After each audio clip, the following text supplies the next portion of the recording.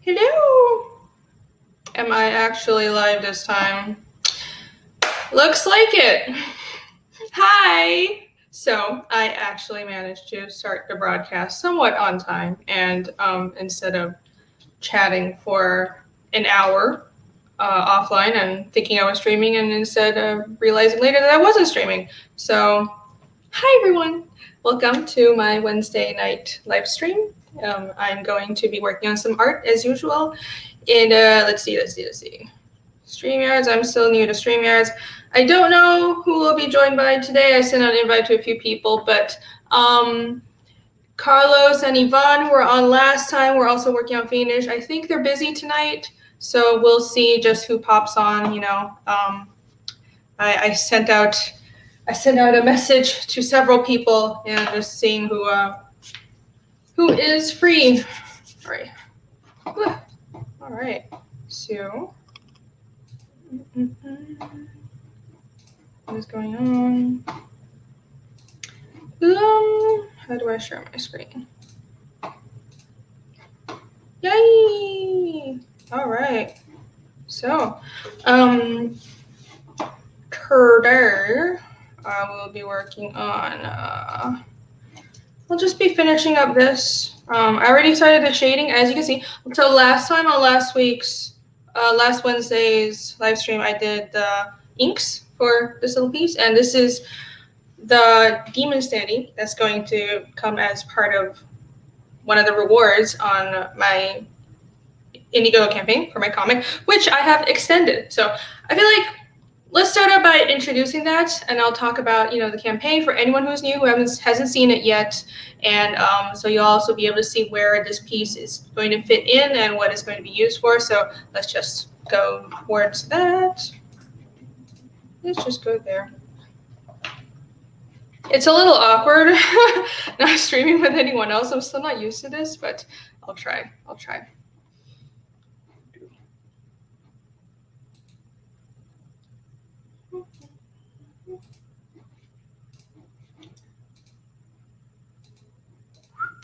Share. Yay! All right.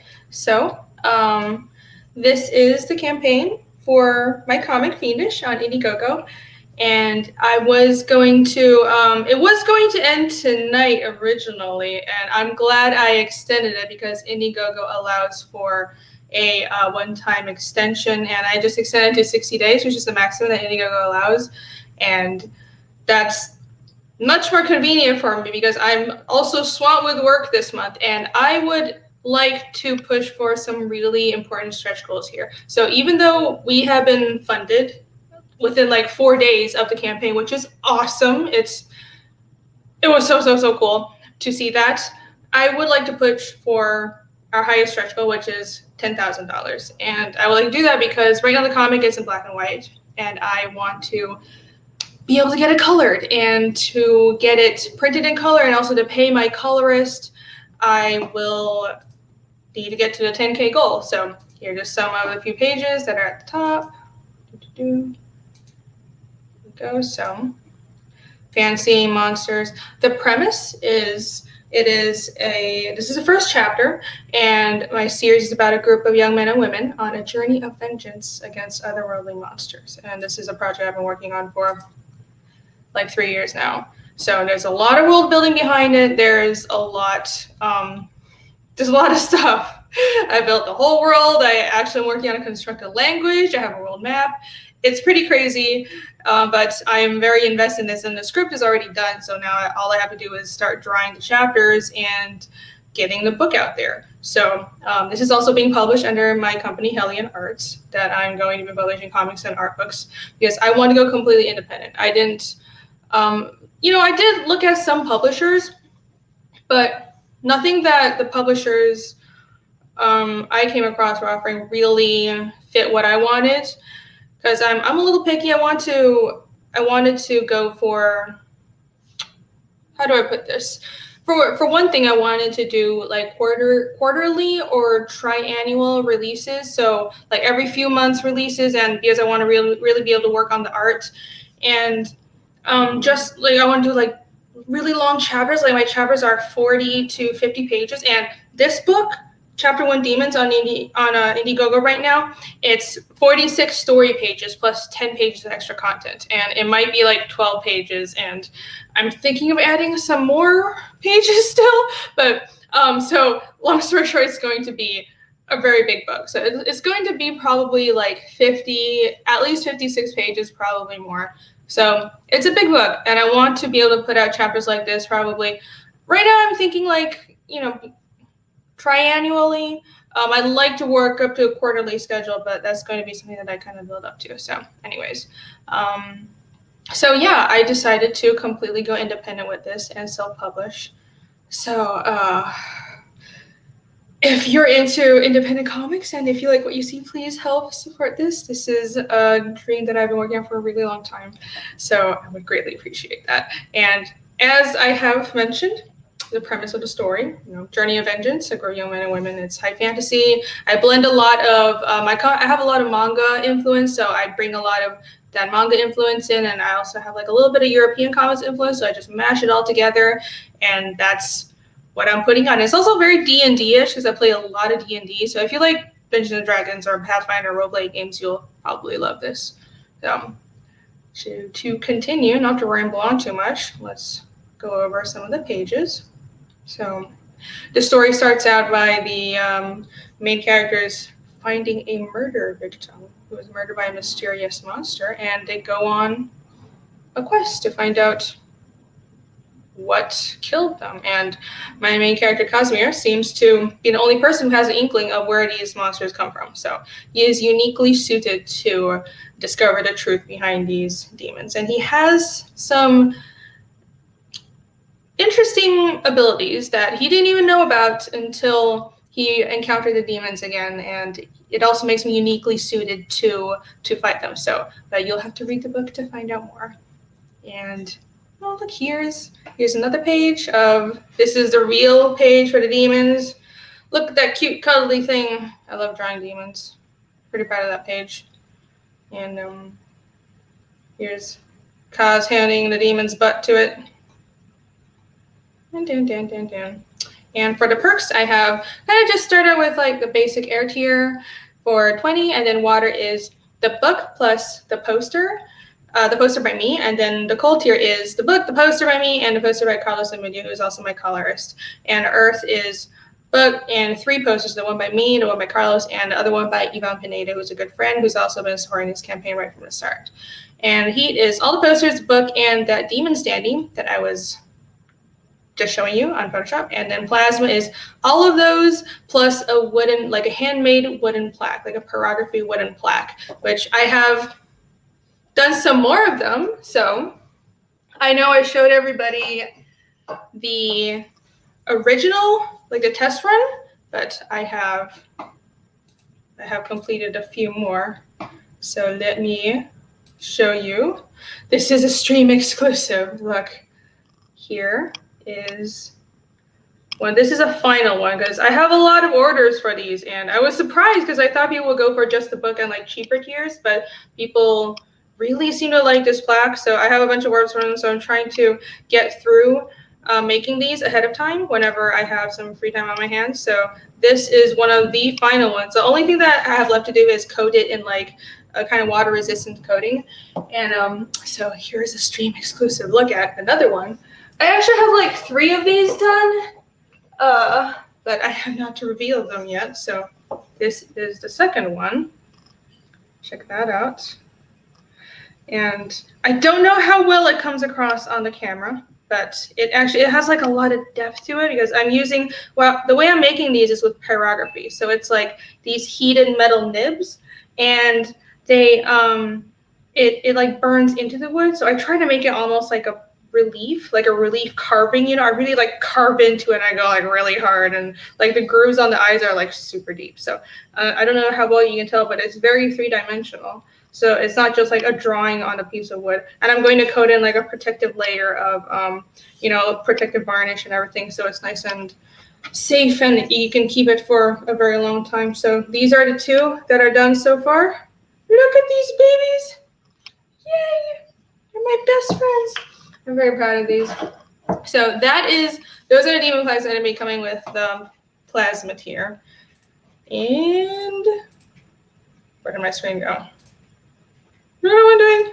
And I think that's about it. I have a few add-ons as well. Let's see. I have a bunch of add-ons that I added on very, very late because I didn't realize what people might want, and it was suggested to me by some very kind friends, mostly Chris over at Sugar Chris's channel, so check out his channel if you don't know about it. He was on last week's live stream. That I should have some add-on perks, such as an extra copy of the book, the preview book from 2019, and a full-size poster, and a couple of the full-size posters by me or Carlos, and also you can get an extra standee. And I have also, I need to update this list of add-ons because I also have my regrowth art book, which is my first Indiegogo campaign. So I have a 78-page art book that I ran as my first initial campaign on Indiegogo in 2019. So I have experience fulfilling these things, so it's not going to be a problem. So I've done this before, but people asked to have that as an add-on as well, so that's going to be on there. And here are the posters by Carlos and Yvonne. Yay! So, and I guess to wrap this up, just to not ramble on too long, I'm going to let me play the video, like the trailer from Recon, because I'm very proud of it. And then we can actually get to drawing, and hopefully some guests will pop in, but if not, it's okay. I'll just awkwardly talk to myself for the whole night. That's fine. That's, that's normal. That's my life. Anyhow, so how do I do this? Video file. My computer hates me. 60. All right, let's go.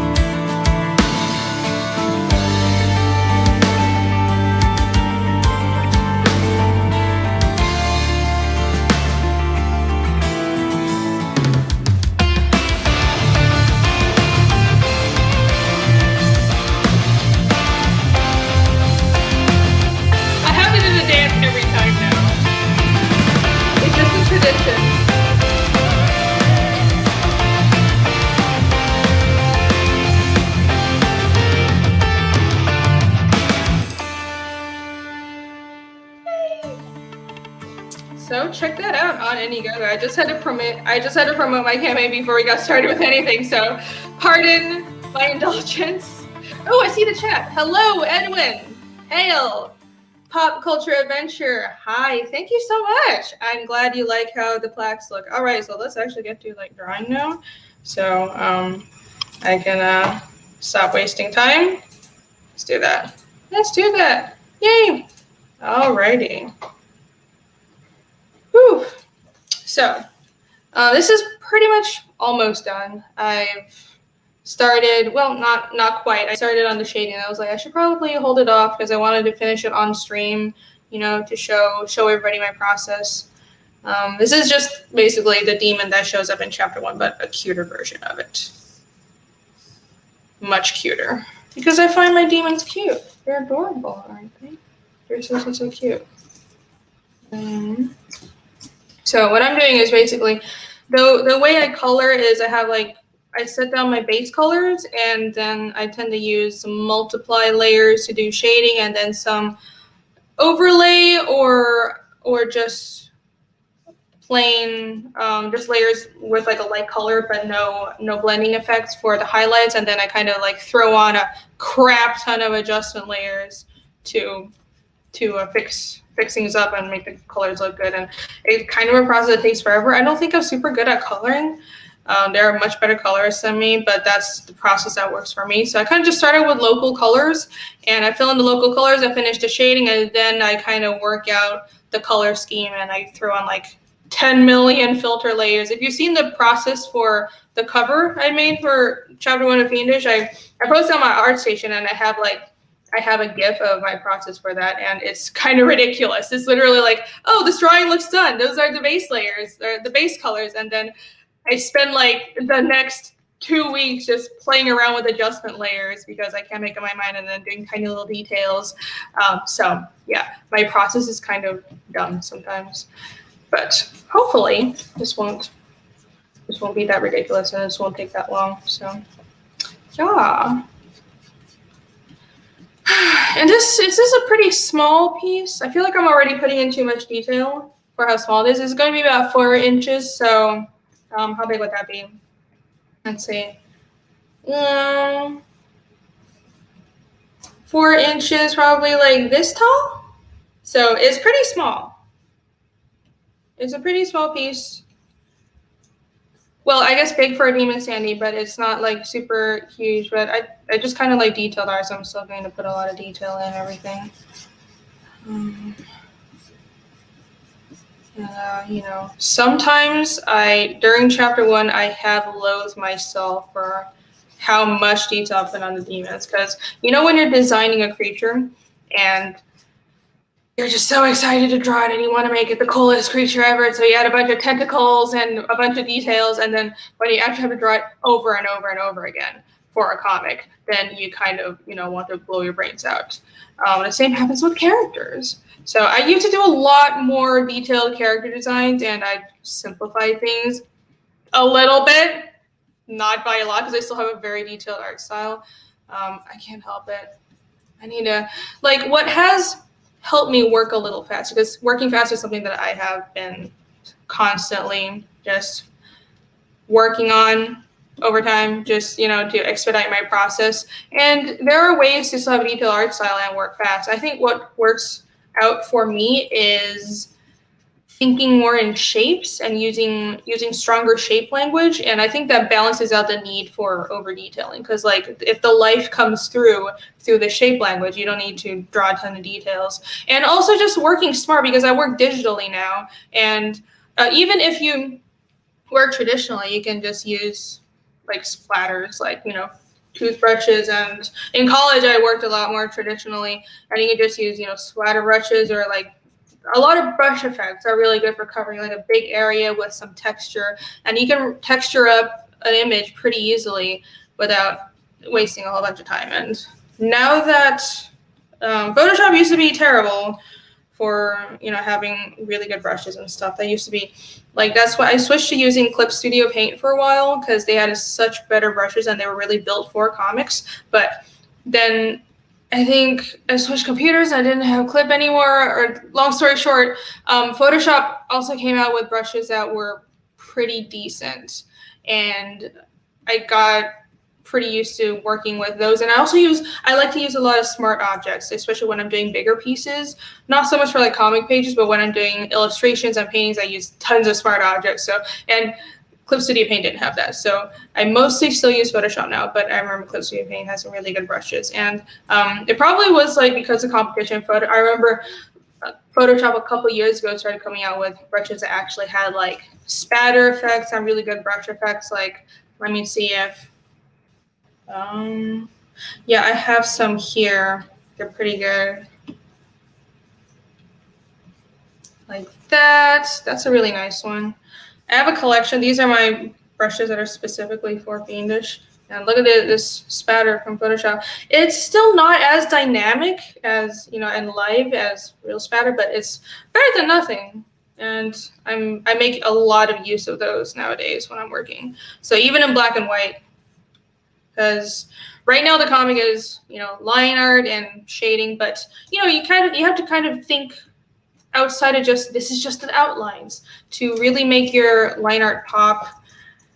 Besides of just like detailing everything and just doing the outlines of it, you have to kind of think about what else you can do, like spotting blacks or using like a spatter brush to add texture to something, right? Those are all things you can do in ink. So you kind of have to think in more of in a sense of painting with ink rather than, you know, working in outlines. At least that's what works for me and, you know, my style. I know some people have very much a style that looks like it's just an animation outline. Or line art for animation that's very clean, open line art style, but I don't tend to do that. I've been getting like inkier, especially as I work more and more on Fiendish, because I think it fits the style of the book. So, let me check the chat. Thank you! I'm glad you liked the trailer. I worked really hard on that trailer. I think I scripted it out, and I spent 2 days editing it, and I was really hoping people would like it, because I wanted to make a trailer that was, you know, it was from a character's point of view. It wasn't just, look, this is my book, it's really cool, I'm buying it, which I can say that, and I have plenty of time and plenty of opportunities to say that, but I wanted the trailer to really be immersive, right? Because especially this is a new story and people haven't encountered it before. I think what's important is introducing the characters and making people care about the characters. That's what story is about, right? It's about the characters. It's not just about, look, cool monsters and cool fights and good art, because that helps, and that's really ultimately that's the dressing on top of your work. And at the end of the day, what really matters or what really people will latch onto are the characters. And so I want to make it feel really personal, and that's why I have the narration in this trailer is basically from Casimir's point of view. So it's talking about how when he was young, his town was targeted by these mysterious monsters, and nobody knows where they came from. They just kind of came out of nowhere, and then they disappeared, and he escaped far away, and he spent a long time trying to forget what had happened to his hometown. But kind of a lot of these repressed memories made him like a really withdrawn and a slightly antisocial person. But pretty much almost like 10 years later, these monsters show up again where he is currently living, and they find a victim that was killed by one of these monsters, and he realizes that he can't run away from his past anymore. He has to go back and find out what happened to his family, what happened in his hometown, find the truth behind these demons, because he is uniquely suited to do that. And if he doesn't do anything about it, nobody else can. So, and more so than that, it's a personal closure thing. And especially the first arc is about personal closure for him, and also for Yomi, which is my character with, the girl with purple skin. It's a race that I made just for my story called Devs, Daves, and they're the thralls of humans on the continent where most of the story takes place. So I'm not going to get too much into their world building because there's a lot of world building. But she was with the caravan that Casimir and his friend Iskol were tracking down the monster in chapter 1, and she was one of the members of a caravan that were attacked by this monster. So she, even though she was a thrall, she was a dev, and she was technically a slave to the people on this traveling caravan. She saw them as family. They didn't treat her like she was less or anything. Like, she was basically their adopted daughter, and so she also wants revenge for her companions and her adopted family that was killed by this monster. So she joins Casimir and Iskol on their journey, and it's for her because she's a bit younger than Casimir. It's also like a coming of age story, right? Because she starts out as like a young girl who is pretty innocent, and she's well traveled, but she hasn't been through a ton of hardship. But then she is faced with being in this world all alone, and she has to learn to fend for herself, and she has to figure out what she wants in life and how to get revenge for her family. And then along the way, she'll encounter, obviously, like, she has to grow and learn to fight and learn to survive in a world to get what she wants, because she kind of chapter two follows her, and it's about how she kind of she has like a bit of a lack of purpose in life after her family is killed by a demon.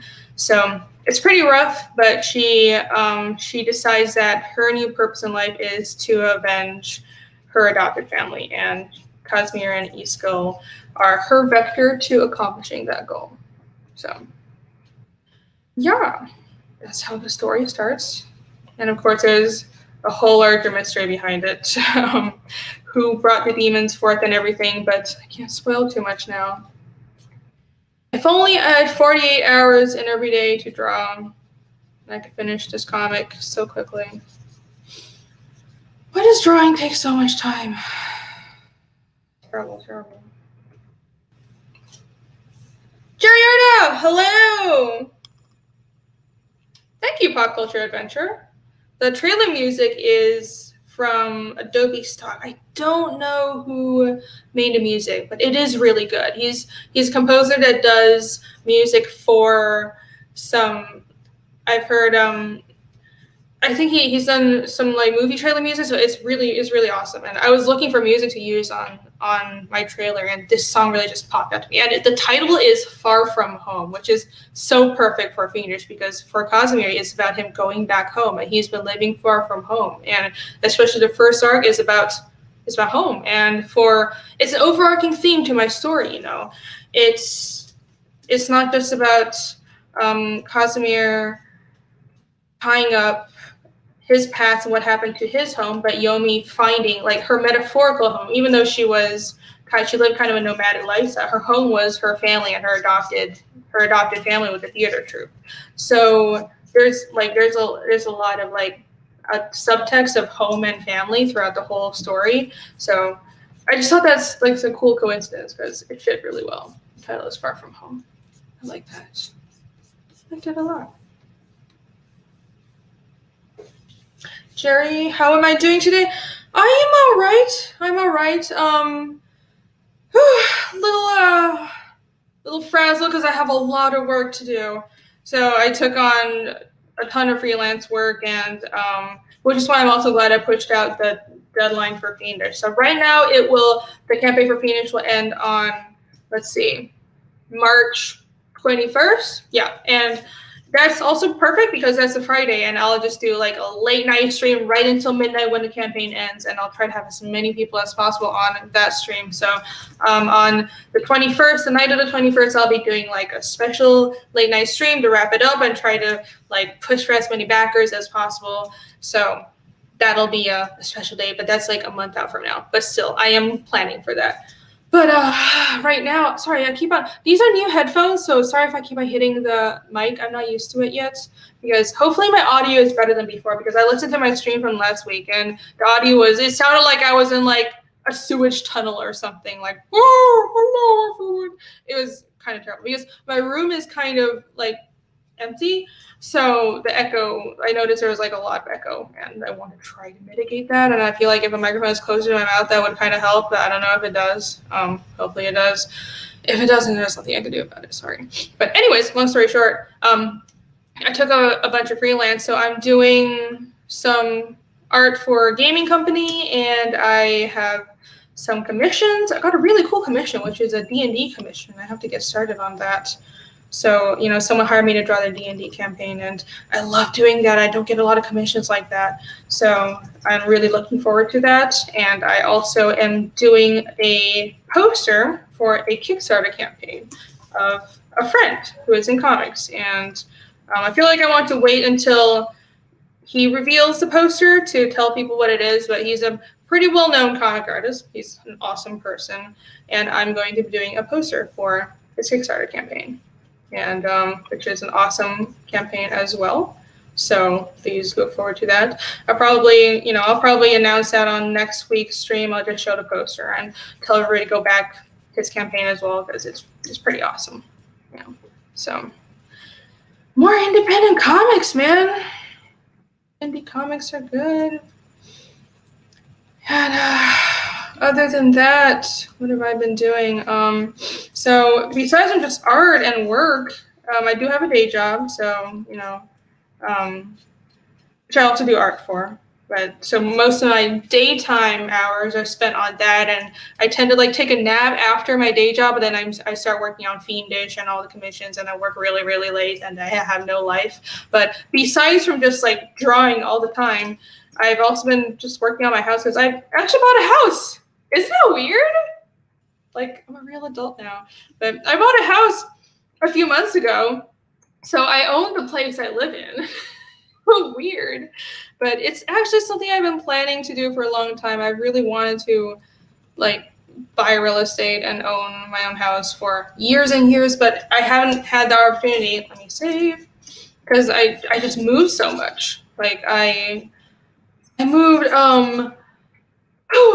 Take a quick moment and guess how many times I moved since I left home. So I left home at 17. I came to the States alone from Taiwan at 17 with 3 suitcases and nothing else. It was really epic. But guess how many times I moved since then? I'll give you 5 seconds. 1, 2, 3, 4, 5. I moved 13 times in like the 10 years since then, or 11 years. I'm old, guys. I'm so old. But I have moved almost once every single year, sometimes more, ever since I left home for college. And it's just, because I'm renting and I'm from Taiwan. My parents are there. I don't really have family in the whole region of the US that I live in now. So I was pretty much on my own. And after I moved out of college housing, I had to, rent apartments. And at first I was really poor. So I was renting an apartment with like 6 people, and it was, 6 people crammed in a 2-bedroom apartment, and there was a hole in the bathroom ceiling. That was a lot of fun. And like after that, it was just from apartment to apartment. And even when I'd find a good place, I was always living with roommates back then. The rent would just keep on going up. So I just had to move, and then I would move for work. So that's why I was in Texas for a few years. I moved out there to work for a gaming company for a while. So, for work and just for rent. And then I moved back to Taiwan for a few years just to save money because it was getting so expensive in the US. So I had at that point worked in the US for I'm just noodling at this point. I need to move on. I don't know. These tentacles look done. I need to stop noodling on them. Okay, I'm gonna move on to the rest of the body. So I had worked in the US for probably 8 years at that point. And it's part of this longer journey I was on where I knew I loved comics, but I kept on telling myself, well, there's just no way to make money with comics. So I'll do a day job and draw some comics on the side. And that was before I had, really any very clear original IP ideas. This is way before Fiendish. So this was probably 6 years ago is when I moved out to Texas. And so right out of college, the day jobs I had were always in animation or gaming. So I would work in those. And it seemed very apparent to me from the start that mainstream comics like superhero comics didn't really want me, which is fine. But it did bum me out because comics are still, that's my medium. So I majored in sequential art. I didn't major in gaming or animation, even though that's what I ended up doing most of the time. I majored in sequential art, and that's my specialty. So, even though I do a lot of gaming and animation work, I feel like at the end of the day, I'm still a comic artist, and I know that I'm not going to really flourish if I, do any other type of art. And just for the money and to pay the bills, I had day jobs in gaming and animation for a long time, and I still have a day job, in another field right now. But it's better because I have Fiendish and I have this to focus on and to ground me. But for the longest time, I was working in these other industries, and it was really frustrating me because I wanted to do comics, but I couldn't figure out a way how. And after a while, I got hired on some YA titles for Marvel. That was back in 2016, 2017. And that was cool. I got hired on Gwenpool, Silk, and then Edge of Venomverse, which was also a Gwenpool spinoff, and a bunch of other stuff. So I got hired for Gwenpool and Silk at first, and that was cool. Even though it's not really my genre, I'm really not a YA person, but it's work, it's Marvel, so I was like, that's cool. It's a starting out thing. I was a fill-in artist, and it was a great way to, oops, wrong button. It was a great way to get my name out there and get people to know my work, So, I don't know why StreamYard has 3 freaking windows open here. Ugh. But what was I talking about? I thought I was cool with working on books that weren't exactly my genre or my style at first with Marvel, but after a while, I kind of realized I was being pigeonholed. So I quit my day job in gaming because I was getting enough work from Marvel to at least stay afloat and pay the bills. It wasn't much, but I could just barely pay the bills. So I was like, I should focus on this because I know I love comics. I want to draw more comics.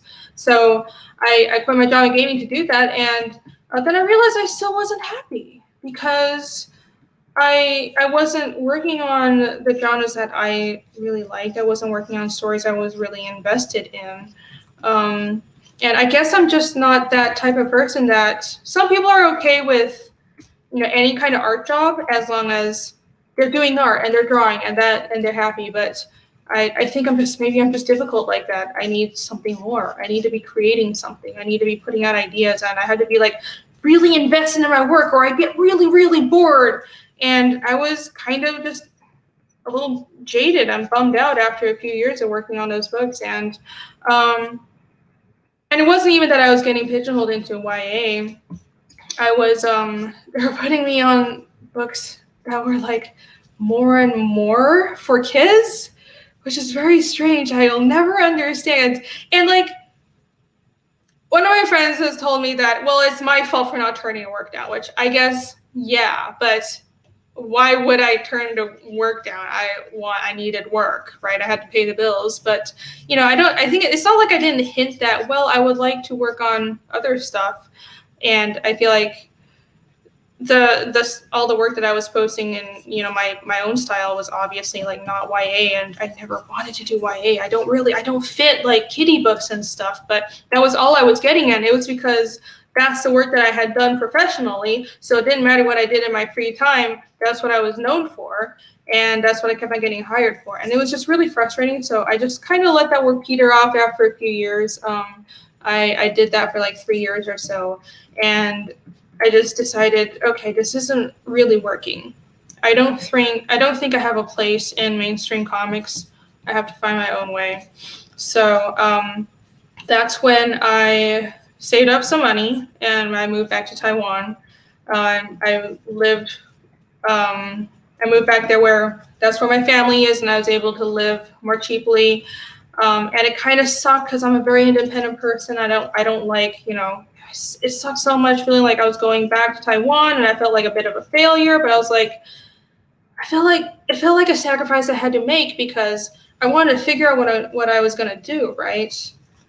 I had to figure out, like, I wanted to make comics, but I don't think the mainstream thing was working for me, and I think I was just very set on, okay, let me explore what kinds of story I want to tell. It was almost like a little sabbatical for me. And during that time, it's been a weird experience. I was very hermetical. I didn't go out at all. I had like no social life for a year. Because I didn't have a lot of friends in Taiwan, and I was also in a bit of a weird headspace, but I started playing a lot of D&D with my friends Nick and Ariel, who sometimes I call him Nick, sometimes I call him Carlos. He goes by both, but he's my colorist, and he's actually he's the one who invited me to start playing D&D, and Yvonne is also part of that D&D group. And so through that, I think I found out the kind of storyteller that I wanted to be, and that's why I started to gravitate more towards fantasy, because at first during college I was kind of more of a sci-fi person. But after playing D&D, I still have a lot of sci-fi leanings. Like when I get to introducing sorry, my nose is itching. I keep on stretching my nose. When I get to introducing the magic system for Fiendish, you guys will know this is very much a hard magic system, and I'm very like scientific and like hard logical about everything. But what I like about sci-fi isn't just like the aesthetic, the metal everywhere. Like that's not what's important to me. I like really like logical, rational storytelling. That this is scientific, and it drives me up the wall to see soft magic systems. Like that's the one thing that just like pisses me off to know one about Berserk, and it's the one thing that annoys me in Lord of the Rings, even though I know it's like, it matches the emotional beats. I'm just like, but it doesn't make sense. I need like the magic to make sense. I need like a system of like, I need something like FMA, you know? So at least like rules to it and set spells, and I need to know what you can or can't do. So it really bothers me to see like soft magic systems. So anyways, that was a huge tangent. Back to my original point. I think playing D&D is what helped me figure out the kind of story I wanted to tell. And that's why Fiendish is so much like a D&D campaign, because it's very heavily inspired by that as well. So yeah, that's I forgot how I got started talking about my whole damn life story. I'm sure nobody is really interested in it, but there you have it anyways. That's how I ended up here, and that's why I'm making Fiendish. That's how I ended up here making my own creator-owned original comic. Yeah. Fun story time with Rainy. Alice, hello. How are you? When Jerry Artis says you were working on Silk when I met you at a convention, yeah, I think so. Yep, that was your ma'am cave. Yeah, it was my ma'am cave. This whole house is my ma'am cave. I love it so much. So it's like a really little house, because I was like, I could probably afford something bigger, but I was like, you know, I don't need something big because it's just me. So, you know, and I like having a cute little space anyway. So you go in, the living room is my studio, because I'm like, this is where the place where normal people relax and play video games. For me, it's like 3 desks with like computers and like art tables and like art books. So my studio is in the living room space. Because I'm like, it's so great. This is my space. I get to do whatever I want with it. And I've been doing a ton of renovations on it. So, oh yeah, that's how this got started. I was mentioning like how many times I moved. So back to what I was originally saying was that, yes, all my free time other than drawing has been taken up with, you know, organizing the house. Because of course, when you buy a house, anybody who's bought a house knows that there's more than just like buying a house. There's like problems with the house, which this house is decent. It's not like falling apart, but we have had some very interesting issues. Like the previous owners decided that they would do the plumbing themselves. I don't know why, because they're clearly they were not plumbers. They were not professional plumbers, but they decided to like rewire like half of the plumbing themselves. So, and that's the kind of thing you can't tell when you have just an inspection. Because of course I had like 3 inspections. I was like very thorough when I bought the house, but you can't tell if the plumbing is kind of janky until you move in. And then, you know, I realized that they did some very creative stuff with my pipes. So that sounds weird. Don't think too much about that. So anyways, my contractor has been slowly fixing all those problems. I had to replace the front door. So I have a new front door now because the front door didn't close correctly, but now I have a front door that actually closes correctly. Home ownership is an adventure. It's truly a journey. But man, all of it is worth it because I have my own freaking space. It's great. It was such a mess for like a whole month. Because like, you know, I had so much construction going on, and my contractor is really busy because he's very affordable and he's a friend. He's a friend.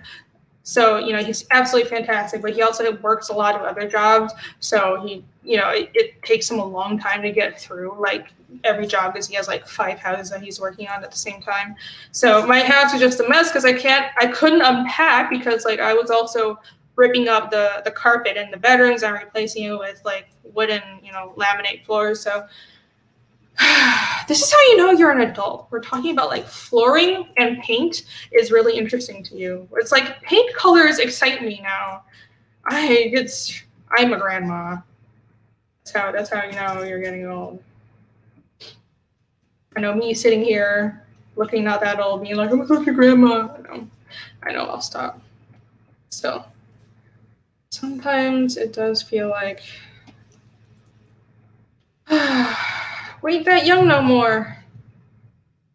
Neat. But it's good. It's good to have my own place.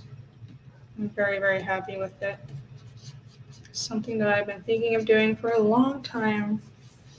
And just getting into like real estate in general. I have half a mind actually, because I really like interior design, and I've always known this, but it's been even more clear now that, you know, since I've bought a house and been house hunting, I really like interior design, and I'm pretty good at it. So like pretty much every house that I got, or no, I only have one house, but every house that I looked at, I would like Photoshop, you know, the way like the paint colors and like furniture and stuff. And like all the agents I met were very impressed by it. I was like, well, this is easy. Like I've painted like backgrounds for animation before. This is not hard. So, and I have pretty good design sense. So I'm thinking of getting more into real estate. Of course, I need some more money to do that. So we'll see.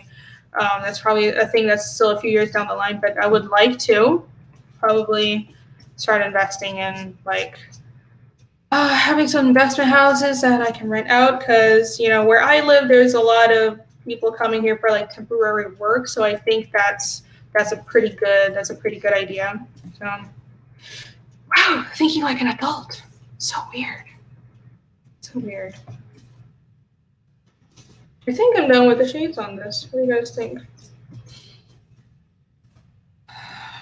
That's the shading. So I will finish, let's see, the shading is about done, and I'll add in some highlights. And I think I'll call it for a night. But let's go for another probably like 30 minutes or so. All right. Because I think it's a quiet night. I don't think anybody is, you know, really keen to hop on streams today. So let's just keep it simple. I will finish the shading on this, and then I'll do the highlights, and then we'll part ways until next week. Part ways. What am I doing? That's the wrong brush. Brush. Let me check my chat again.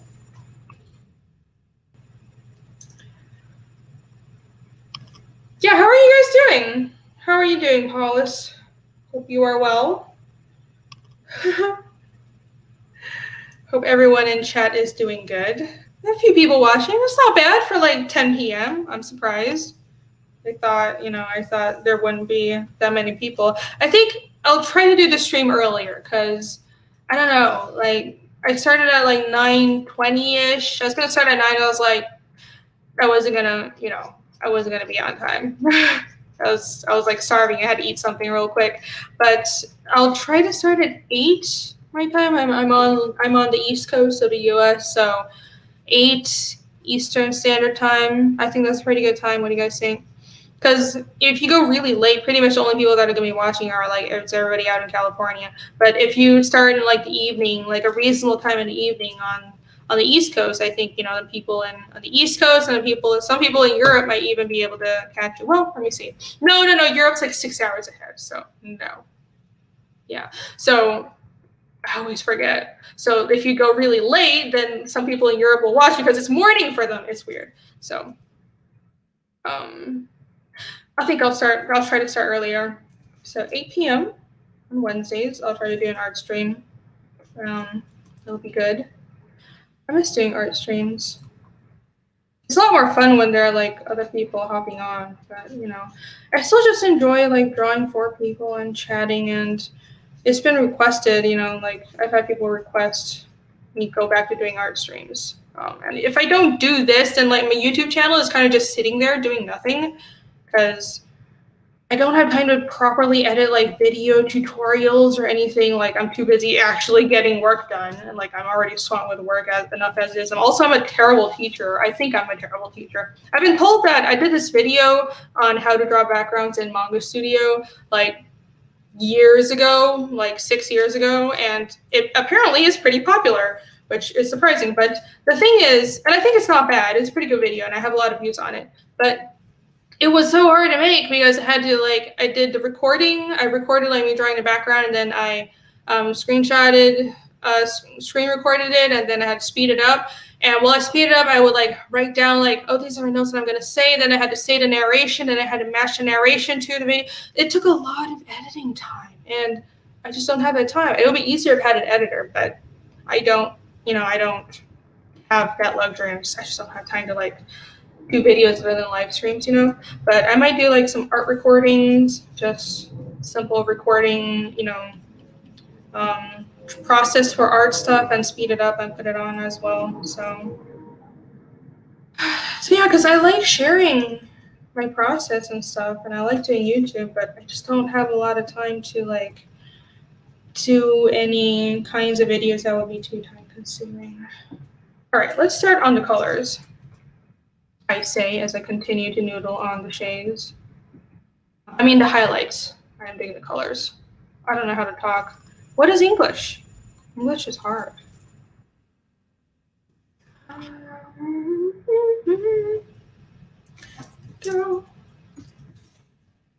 me show you something else I've been working on. So check this out. This is for my fan art, my Patreon fan art poll, which I do every month. I let all $5 and up patrons on my Patreon, which is the Rini Draws. If you want to check that out, Rini Draws, RENIDRW, same as my channel. I let everyone vote on a piece of fan art that I will do every single month. And last month I decided instead of doing like a comic character or like a pop culture character, I would have everyone pick from fairy tales, and I would draw a character from a fairy tale. So everybody picked Baba Yaga, which is awesome, but I put way too much detail into it because I got way too excited. So this is taking forever and it's not done yet. And I really have to like hurry up on it. I think I'm going to work on this tomorrow and have it done because I should have it done by the end of this month. Like I really need to just get on it because it's like a bit overdue. But this is my Baba Yaga. Oh. Sorry, I didn't get a drink. Simon, Sim, what's up? Oh, I'm sorry, I should have posted early. I know, I'm terrible. So every Wednesday, I'm going to be doing this stream every Wednesday, and I will post a notice earlier. I'll be doing it at 8 or 8:30 at least. Okay, 8. I will try to start at 8, I promise. And I will actually post a notice earlier. Marketing, what is that?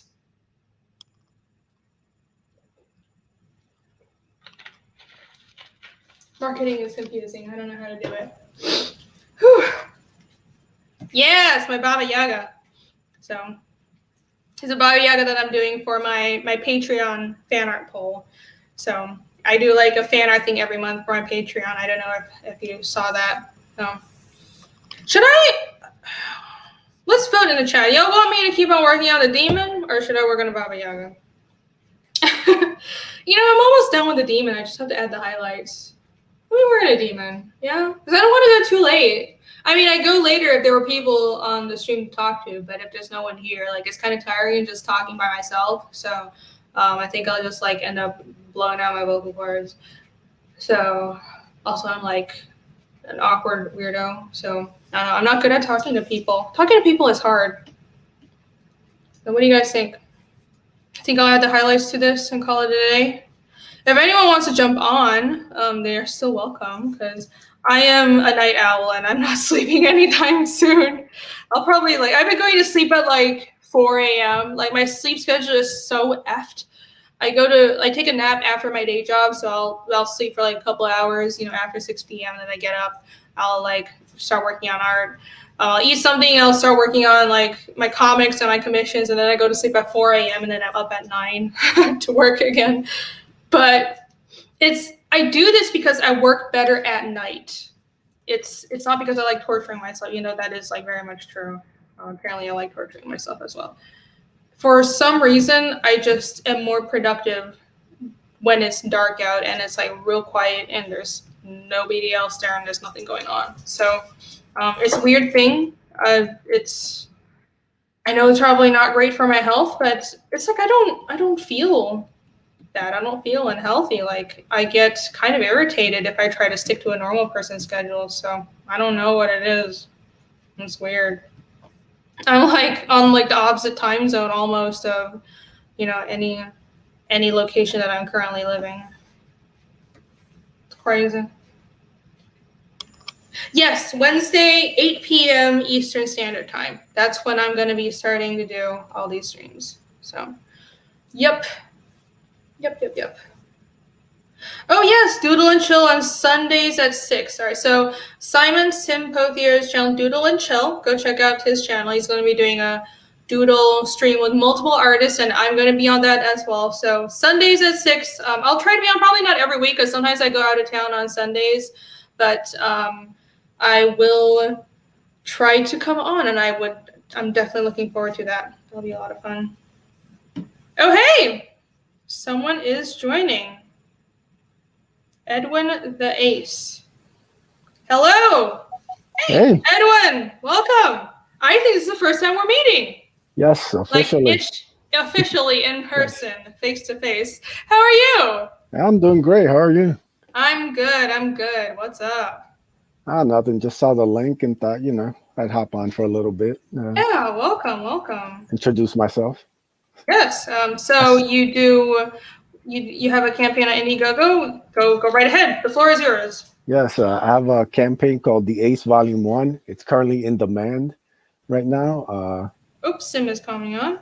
Yeah. Hello, Sim. Was waiting for Sim to show up. Yeah. Oh, that's not Ace. That's no. What? It's not? I'm being tricked? Listen, I'm new to the streaming thing, so it's very easy to trick me. No, I'm just kidding, because he doesn't go on cam often. It's just a okay. Yeah. Ooh, so this is exclusive.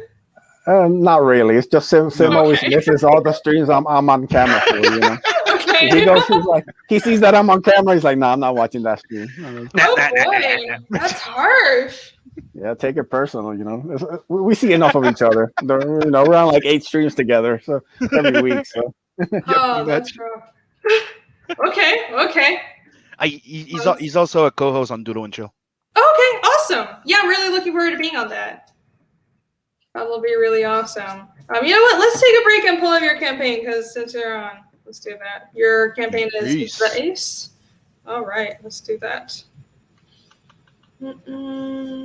Yeah, I'm still on 420. I'm saying. I was wondering what happened to Sim. Took the day off, dude. Finally. Enough, brother. I played hardest working man in comics, huh? Yeah. What is going on with my... Everything hates me. Having issues?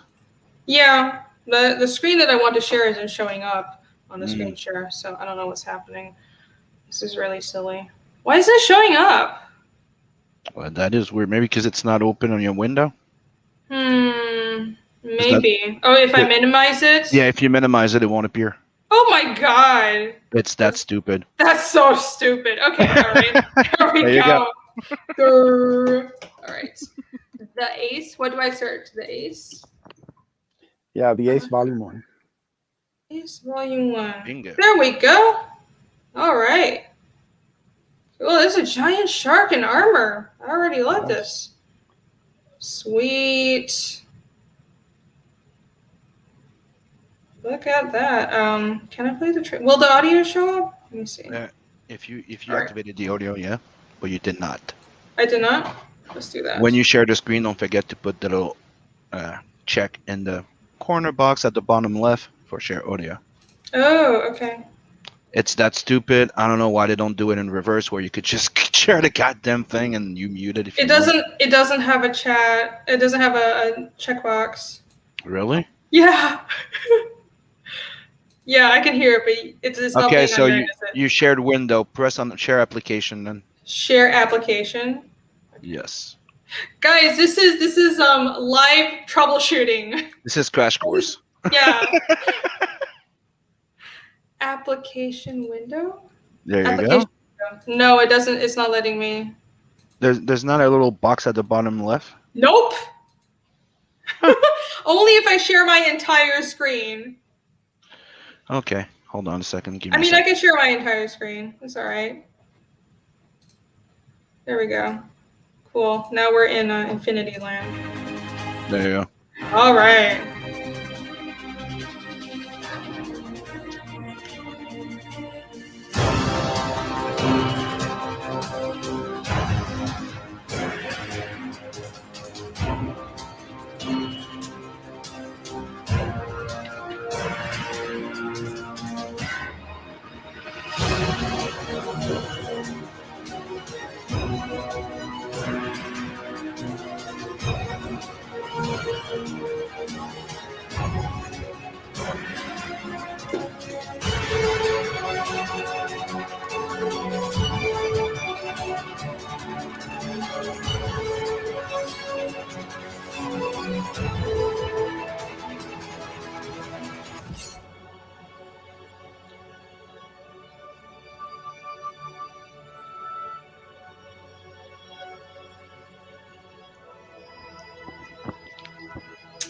Nice. I like that.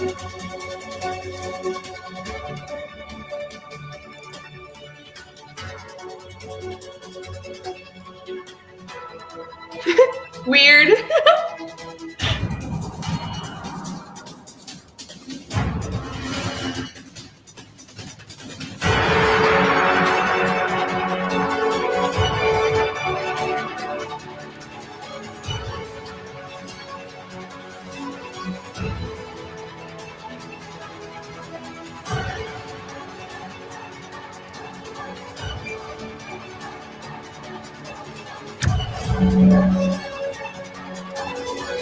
I like that last little effect with the ship type thing.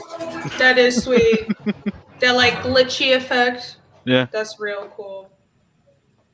That's still a red gaze one, right? Yep. Yep. I noticed like the ending that back on Indiegogo is just like all the other Red Gaze videos. I was like, I think that's another Red Gaze trailer. Yeah, Red Gaze is pretty much like them now. the guide too for videos now. Apparently, yeah. Oh, that's cool. That's cool. Maybe I should go to him next time. Yeah. So very cool. He is another co-host of Doodle and Chill, so yeah, you could talk to him. Awesome. So many new people I'm meeting. Yay. Yay. So let's see. I like the shark in armor. That's awesome. I'm sure you've been told this, but that armor really reminds me of Mandalorians. So it's a little Mando-ish. Yeah. Like he says, it's I've inspired heard by a all the, character called Dark. Mandalorian Street Sharks. Yeah. I mean, I'm a fan. I like it. Good coloring. See, and what are you doing on this? I'm the writer. You're the writer and creator, I see. Okay. Awesome. Nice.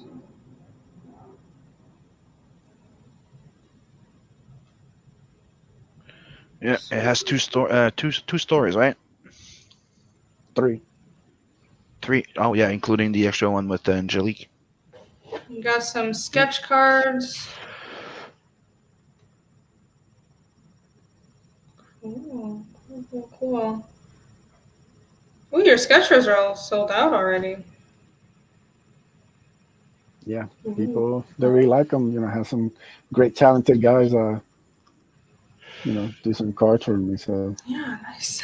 people The have been shark. picking I them love up. the I'm buying just for the shark. The stickers, you know, that will make a great standee. The shark drawing right here. I told him it should be a snark. You know those snorkel little rubber things that you press on. You could put in the water. Could spray some water with his nostrils or something. Yeah. Could be funny. Like Oh, that would be so funny. you put it in the water and he shoots. Yeah, that would be so funny. Oh, look, these are so cute. I like that. Those all stickers that you get, they're going to be on vinyl, right? That you're printing with Phil, right? Vinyl stickers. Yeah. These are some cool stickers. I like Yeah, them. they're very resistant. I have them on my computer. Yeah, I make stickers too. I get them through Sticker Mule. It's probably a cheaper way to get them, but you know, they're vinyl. They're pretty good. Are you doing your standees with them too? No, I'm doing my standees through. I don't think Sticker Mule does standees. No? I'm going through Alibaba store for them because it's more affordable. So as much as I don't particularly like going through Alibaba, I can't find anywhere else. But Sticker Mule, it's the other place that does a bit like Redbubble, where people can go and buy a big stash of stickers and stuff like that.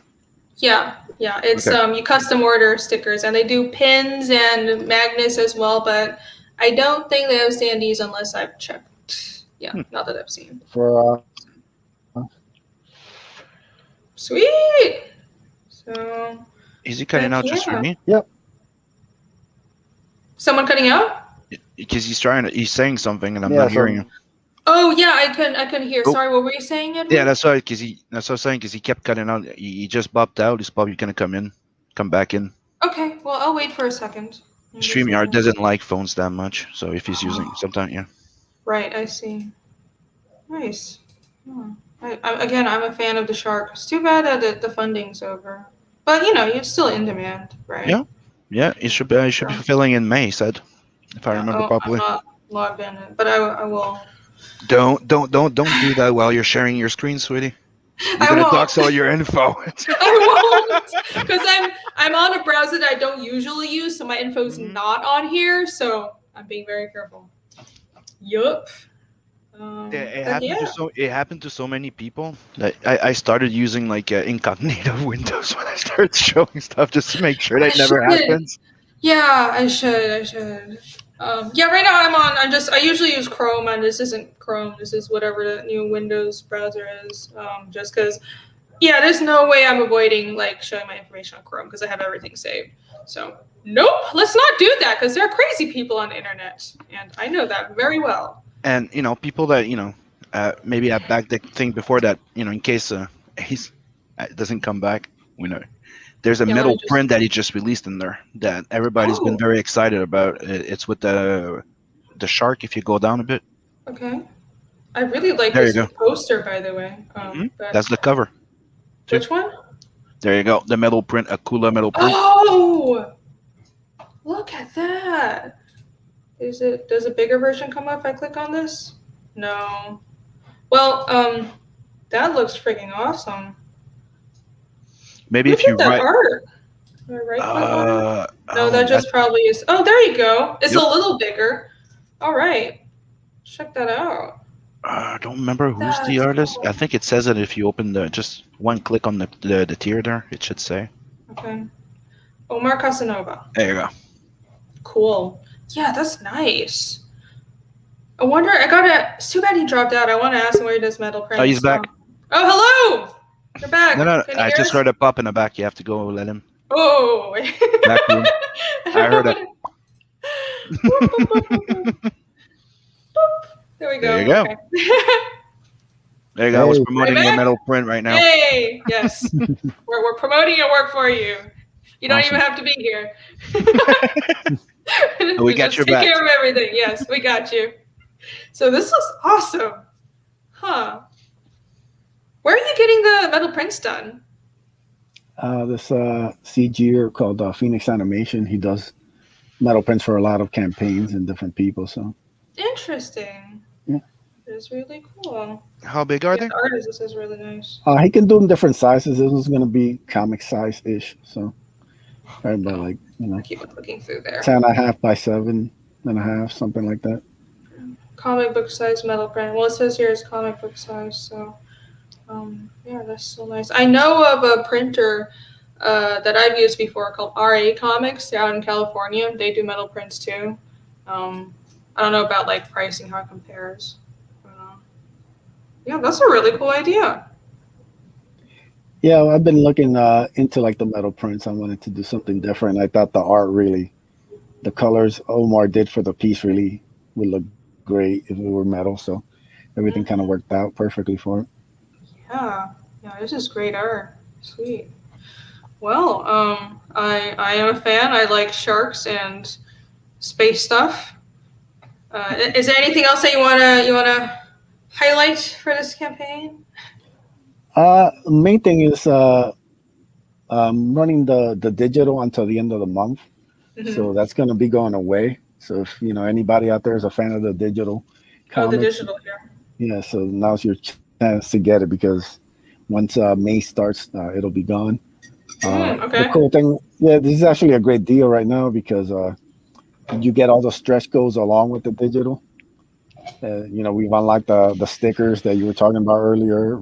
Several prints, a trading card. So it's a really good deal for anybody who wants to back it. But yeah, it's only going until the end of the month. And the metal prints are going to be going until the end of May. So yeah, right now I'm just trying to push, next couple of weeks, next 2 months, trying to get to the $6,000 goal. We're getting closer and closer there. So yeah, man, just trying to get on some streams. I took some time off, so now it's time to get back in the grind. So yeah, awesome. Well, good luck with that. I'm loving the metal prints, the stickers, and like my favorites are probably the metal prints and this poster right here. This is a really cool poster. This one. Yeah, it's a great piece by Donald DeLay. Yeah. Mm-hmm. Yeah, that's great art. Awesome. Well, thank you for sharing. Very, very cool. And another thing, me and him, we also do a show called Pimp Your Project. That's Pimp that's Your that Project. Ace. Remember? I talked to you about him. What is that, Ace? That's that Ace. I see. All right. Pimp Your Project. Yes, the infamous one. Yes. The infamous one, really? That infamous? I see now. You'd be surprised. Betty HPS, hello. El Gargoyle sends I don't know whether that's just a squash or something suggestive, but hi. Good evening. That's him happy to see us. And Oh, leave it like that. I see. We're so flattered. We're flattered. But keep in mind, he does that in all our shows. Okay. Well, Yeah, that's his some greeting. people are excitable like that, you know? That's his greeting. Yeah. It's That's like just how some people greet people. They're like, Hello. well, you should do swing. Oh, that's great. Oh, and one Well, thing welcome. I'll add for Ace's campaign, I'm gonna finally get on those sketch cards this weekend. I have a few to do. They'll be done and on the campaign soon. Oh, thank you, man. I appreciate that. I've just been very busy. Yeah, like I said, Sim is the hardest working man in comics. He's got projects for every upcoming month. I guess it looks like. That is pretty not impressive. that many. Not that many. Yeah. Very impressive. Man, it's hard to I don't know, because I guess you have to have multiple projects. It depends on what you do. If you're an artist, it's hard to be working on multiple things at once. But the thing is the opposite is I have to be working on multiple things at once to stay this productive in a way. Because otherwise I get stagnant on a piece or on a page. So I'm working on Tales from the Nadverse, right? And I already have pages for Nat the Merc, the series that's supposed to be after. I already have 2 other IPs that I started working on pages for that are not even promoted really much. I have Skullbusters, I have a few other things, but you have to work on some stuff on the side. Right. To me, it helps me stay productive too. Yeah, I see. Because otherwise, you just work on the same thing. Even if you love it, you kind of lose inspiration, motivation at a certain point. Yeah, that's something that I'm really afraid of. I mean, it hasn't happened so far, but I'm sure if you're just working on the same thing for several years, it'll be hard. Probably what happened to creators like the Berserk guy, where I don't know when that's gonna ever be done. Slow torture. My God. Yeah, but the guy's been at it for over 50 years, I think. Yeah, he. So it's really easy to remember not 50 years. It's been running for 30 years. So the comic is my age. There you go. I've given away my age. That is easy to remember. So literally, Berserk came out the year I was born. It is still running and it's not done yet. So there. Is it ever going to be done? Do you think he has a conclusion to it? I think he has a vague conclusion. If you the most recent chapters, it's at 2 chapters a year right now. It's driving me insane. Because I have a feeling that series will never end. It'll end with him dying. It gives me that feeling that he always gonna find something new. He knows an ending, but until you know. I think he knows an ending, but the thing is, it's not even that, it's not like he has health problems or anything, which some mangaka, they run into that, and that's really sad. And understandable, but he's literally just distracted.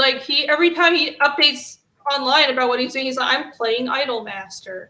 Or he's like, look at this other sci-fi comic I came out with. He made a bunch of other comics on the side. What was that one? Gigantomachia was this super detailed sci-fi comic that he just pumps out.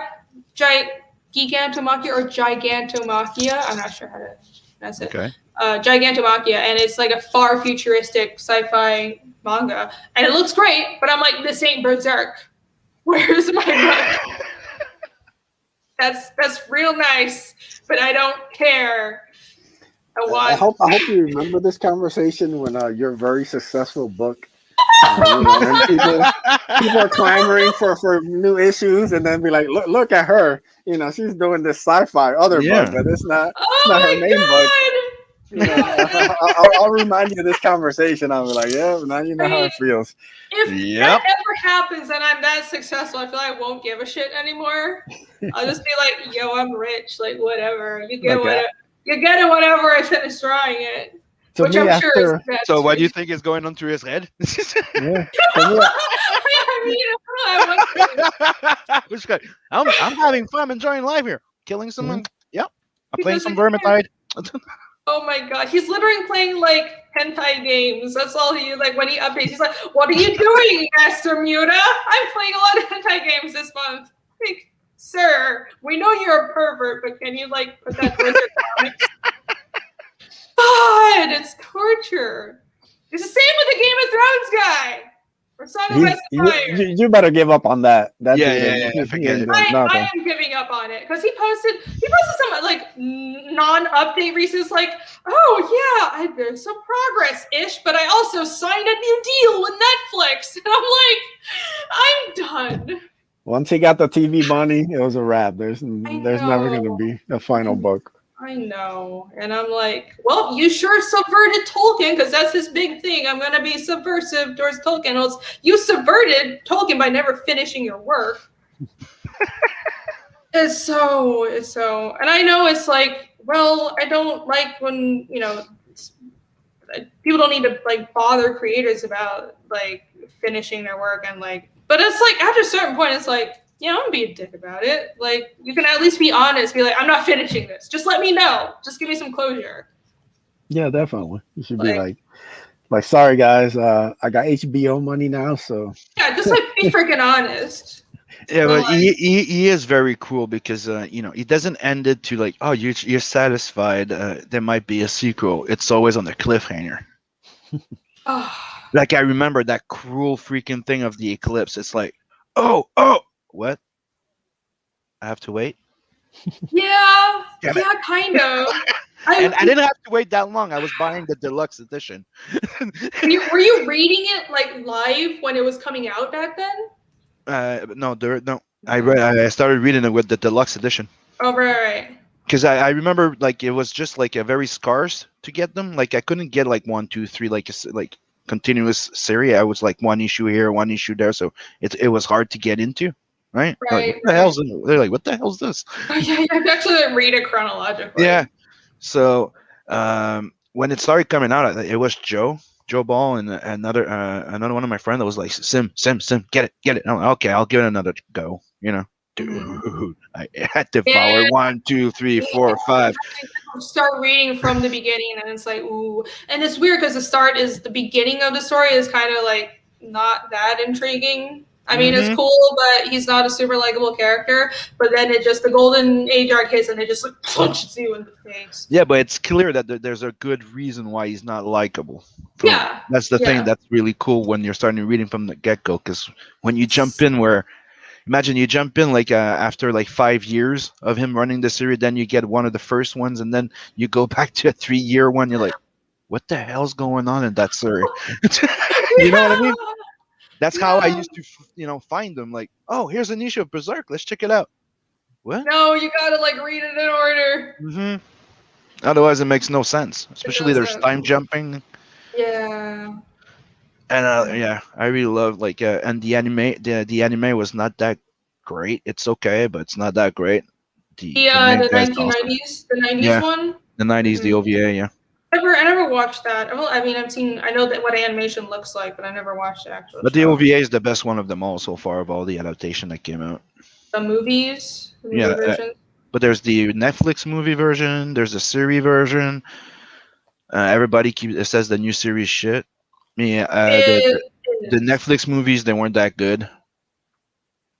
Netflix movies, were those the ones with 3D? Yeah. I thought that the Golden Age arc one. Yeah, it's not bad. It's just. I thought it was decent. I thought it was pretty good, especially for its time, though. But I prefer like if you compare it to the first one, like the OVA was a bit better. Yeah, probably.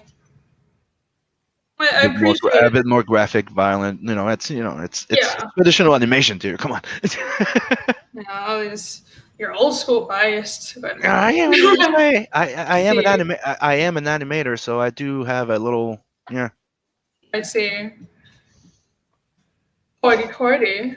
Hmm? Well, I haven't seen the '90s animation, but those look cool. I've heard that that's what fans of the comic like the most. So Hmm. I haven't seen that one. I've only seen the movies, and unfortunately, I saw the 2016 adaptation, and I wish I could burn my eyes out after seeing that.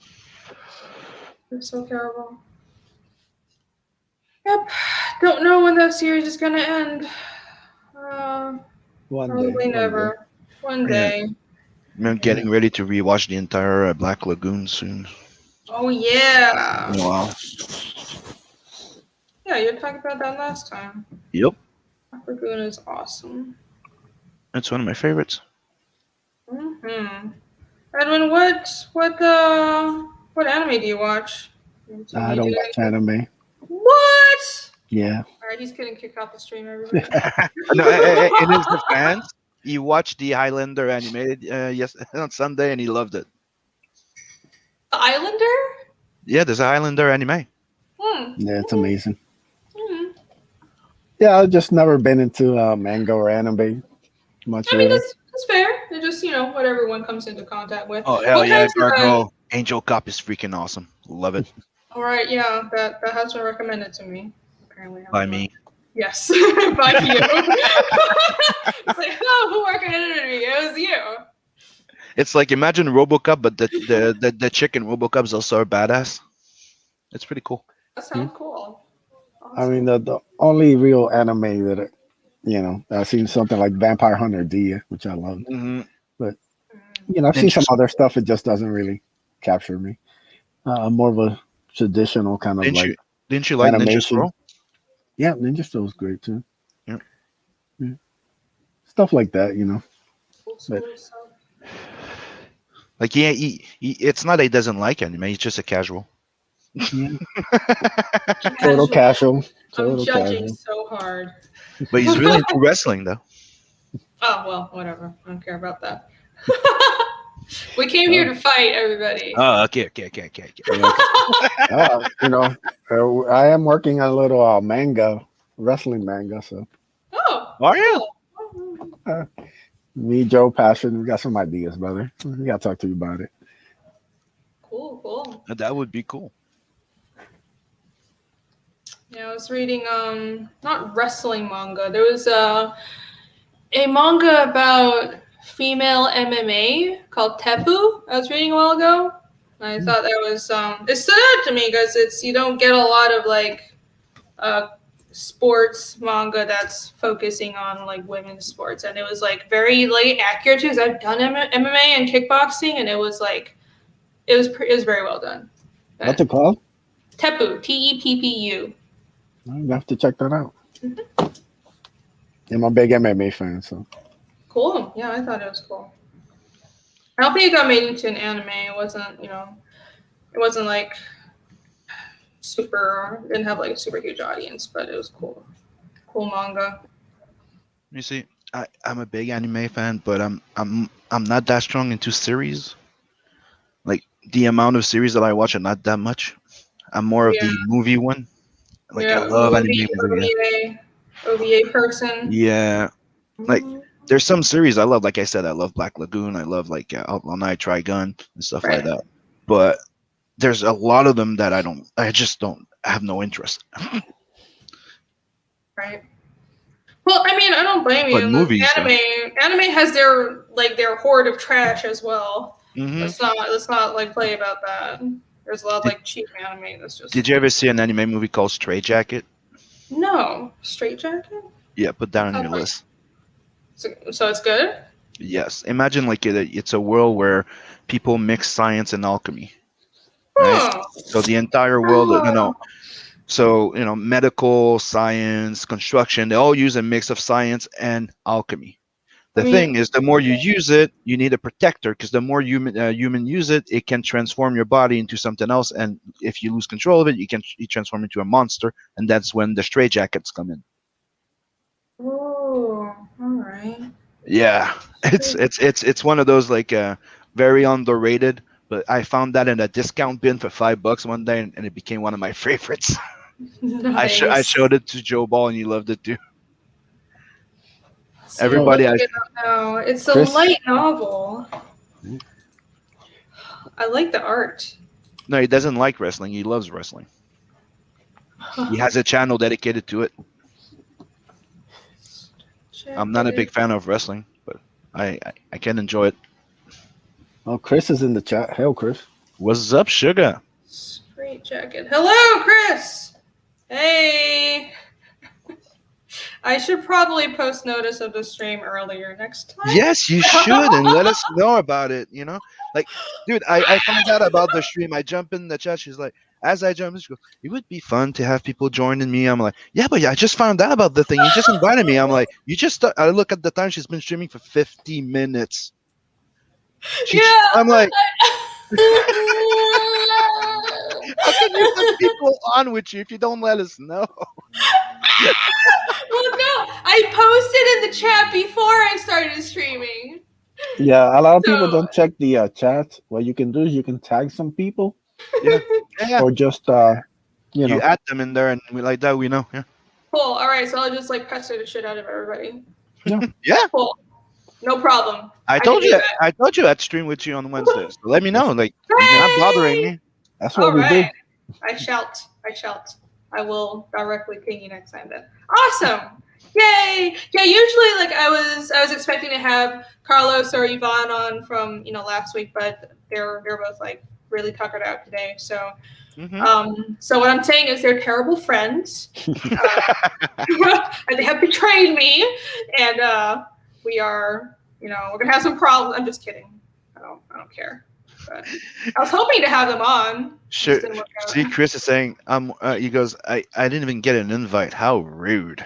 And then he adds, I'm working anyhow, so it's nice to get to talk in the chat. He's just What kidding are you. you working at? It's almost 11. He works the night shift. Oh, that's right. Yes. Oh shit. That's why we started doing the morning roast, because it started as a fun thing, because to him it's his end of day, and me it's when I wake up after sleeping only 4 or 5 hours. Oh, that sounds familiar, doesn't it? Yep. Yeah. Well, I see. Right. I remember he said he works the night shift. Well, glad you can join us, Chris. Hope we keep you entertained while you're working the night shift. It must be terrible. They must be so boring. It depends. It depends what you do. Like, there's certain jobs that are better when you do the night shift. You're alone. You just do your thing. If you're packing or stuff like that. Yeah, that's true. Like I you, wish. me. I'm the same as you. Like, no matter what time I get up, right? I could get up at 7 in the morning or 10, right? There's no way I'm sleeping before 3 in the morning, and sometimes 5 or 6, because that's when I get the more inspiration and I draw. I could draw all day, but it won't come out as easy as there's something about the evening and the night that just like, and the way they explain it is certain people, it's because that's where you're like in between the world of dream and real. Huh. That's really interesting. I never thought of like putting it there. I don't know why it is. Because you're technically not bothered, right? Yeah. People are either asleep, you're relaxed, you're very like either very relaxed, or like you would say you would be in the dreams, in a sleep state technically. Maybe that's what it is. Like, because I know it's like people say. I mean, my family, my mom gets on me about this all the time. Like, you just sleep in normal schedule. I'm like, you're probably right, but it just doesn't. My brain doesn't work that way. Like, I just don't. I don't feel energetic. Like, I'm a terrible morning person. I don't like being completely reversed. I like having some daylight, but like nighttime is when I function better. Like, I do better work at night, and I don't know why, but it's just how it is. Like, I think it's just the sense that the world is away, and I'm aware that the world is like it falls away. The world is off, so I can completely focus on my work. Yep. So, and that's why other people usually they seclude themselves. They have a studio that's like soundproof and everything. Yeah. There's different ways of doing it. Yeah. No, I should do that. That would be cool. Like, just have an underground bunker. That should. Yeah. You have a little bat cave. Yeah. Well, I bought my house. I own my house right now. So, Like, I don't know if I have the money for it, but that would be cool. I should like dig a bunker, like a nuclear bunker with like a soundproof studio. That would be awesome. But yeah, I don't know. It's glad to hear that. I think a lot of artists are just like that. Night owls and stuff. So I don't know why it is, but I like that between the dream state and the real world. Mm-hmm. Awesome. Great way to put it.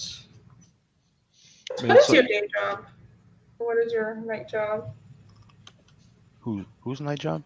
I was Chris? wondering, yeah. I mean, if you want to join, I don't know, like if it's like just security and just sitting there doing nothing. No. Ooh, Devilman. El Gargoyle mentioned Devilman. Yeah, Devilman was awesome too.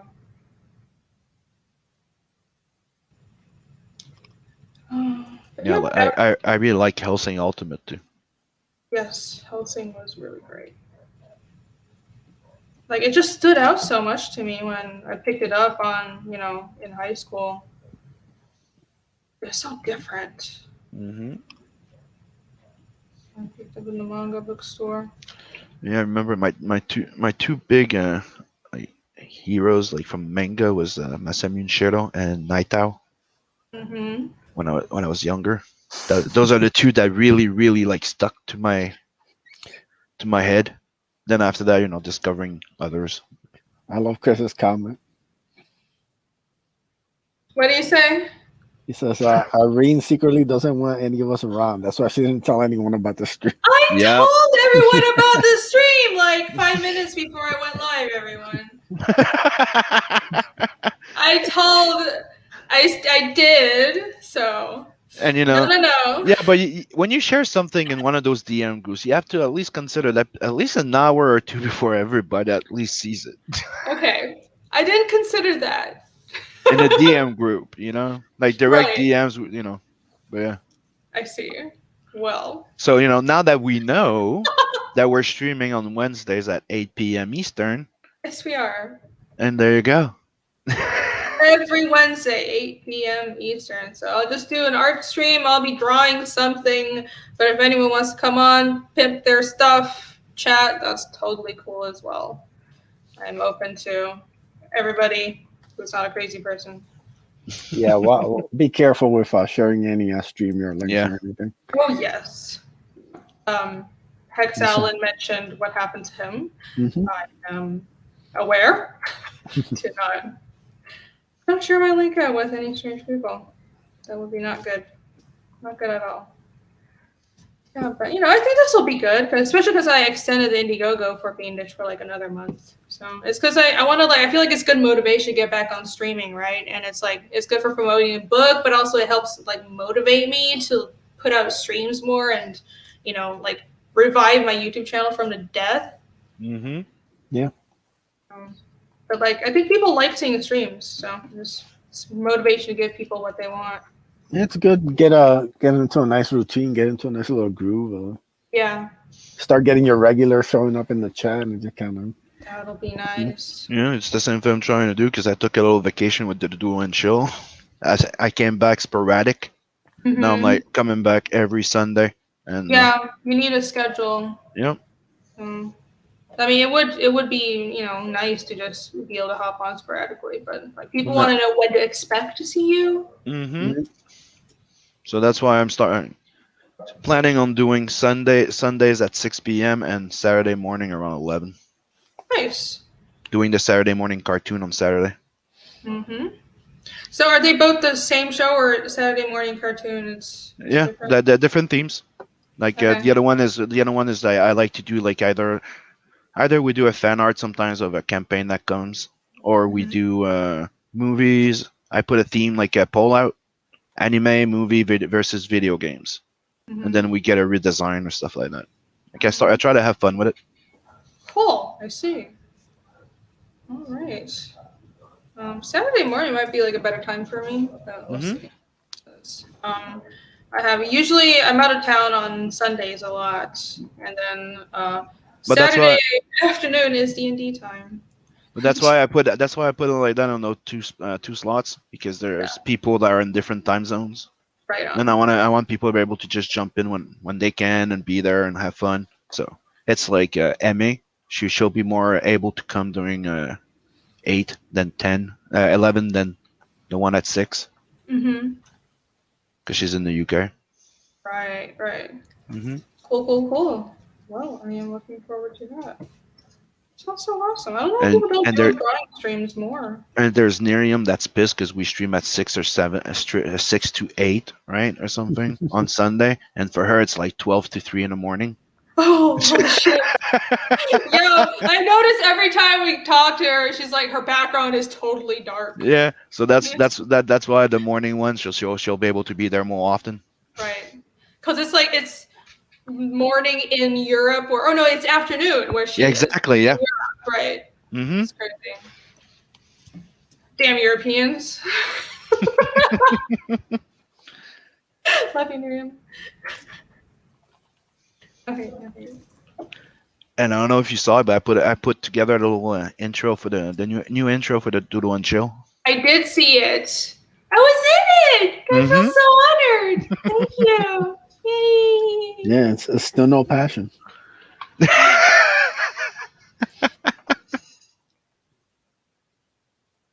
was a very nice intro. Now I have to actually be on the show. Darn it. Just pressured me into it. Yep. I see. That's how Sim gets you. Yeah. Because see, I'll go on your show, and that means that you're obligated to be on mine. Yeah. Otherwise, you're just a terrible person. Look, me and Sim, all it started. I invited him to be on the show. He showed up, and then I haven't been able to get rid of him since. So, like Is that how this is gonna go? Yes. He just pretends to be all helpful and be like, I'm here to help your campaign. And then he just sticks around and it's like, why can't I get rid of this guy? He's not like popping on every stream and telling me what to do. Wow. I'm just kidding. No. Thank you for coming on. No, Sim's the best. We've triggered everybody in Comicsgate with our shows, so we're kind of stuck together. I know what you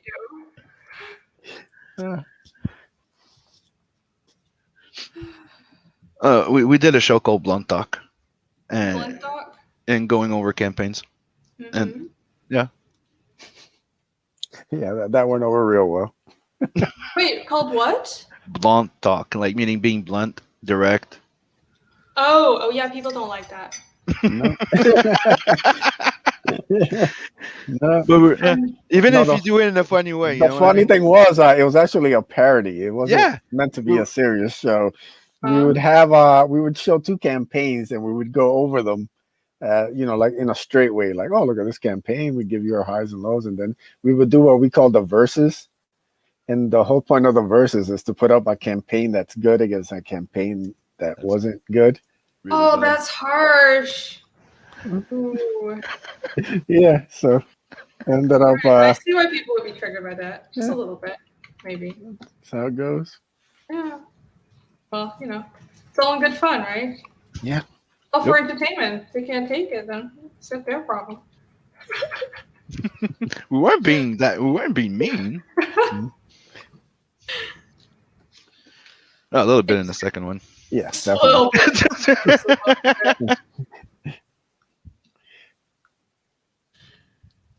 Is Doodle and Chill going to be the same deal? Is this what I'm going to get into? No, not at all. All right. No, that was Blunt Talk. That was just me and Ace having. Yeah, people don't like complete honesty. The thing is, we were equally. We're doing the same to everybody, even our friends. Yeah. It was just a fun little thing. Well, some people can't take it though. It's not everybody. Some people can't take it. Yep. Yeah. You need to joke around a little bit. Have to. Mm-hmm. You have to be able to make fun of yourself. Exactly.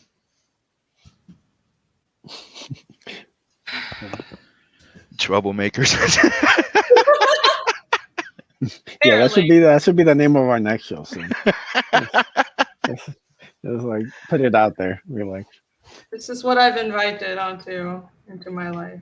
yes, creatives are very sensitive, Chris. Yeah. Very sensitive. You guys sound so sensitive. No, he's Creatives saying. are, He's saying. Yeah. actually, that is true. They are so Yeah. sensitive, and oh my word. Oh, I don't want to get into it. Oh my god. Do I want to get? No, I don't. No, This is off what. air. So now you understand why the show Yes. Blunt Dog didn't last that long. We just go, you know what? Let's stop this, and we did the Yes. pimp your project stream instead, Yes, Yeah. and the watch along. that one's for all the sensitive types that can come on, and we can just take it nice and easy, and promote their project, and nobody gets triggered. Sometimes, I mean, yeah, creatives are very sensitive, and I'm like, I don't like to be super provocative or anything, but sometimes it's just like, yo, like, how are you a functioning adult? It's something that me and Ace we wanted to do something different, like a comedy show. It was technically an idea of doing a comedy show, Yeah. right? Where we were ripping at each other, dude. Right. It was that kind of show. Yeah. Or maybe some people just Like said they didn't know.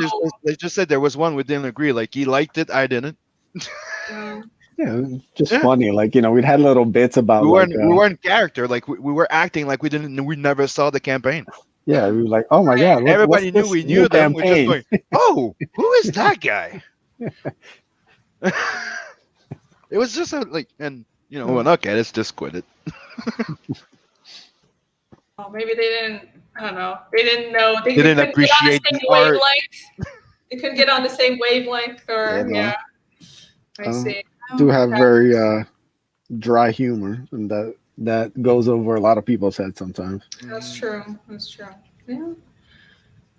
Yeah, you gotta gauge people's humor, right? Well, it happens. Live and learn. Live and learn. Yeah, we done with this. I mean, Oh no, doodle and chill. It's very relaxed. We just chill, doodle, and talk about movies or whatever we're talking about, or doodling, and whatever geekery or geekdom thing that we want to discuss. Right on. Like how the long do you Snyder think your streams are going? Oh, that would be fun. Cut. Between an hour or two usually. Cool. Sounds fun. Yeah. Can't wait for that. So it's not a competition. Like a full drawing has to be done. Well, No, we're just doodling. Speak for yourself, brother. I will be judging every piece of art on the stream. Oh, I see how this is going. Just so everybody knows, Make sure not to give you only 60%. Is that what you're trying to say here? I saw you coming. Yeah. I do work off the ACE scale, so just make sure you're giving your all, and no slackers allowed. So it's a competition now. All right, it's on. It's getting real. It's getting real. So I'll play around. I think yeah.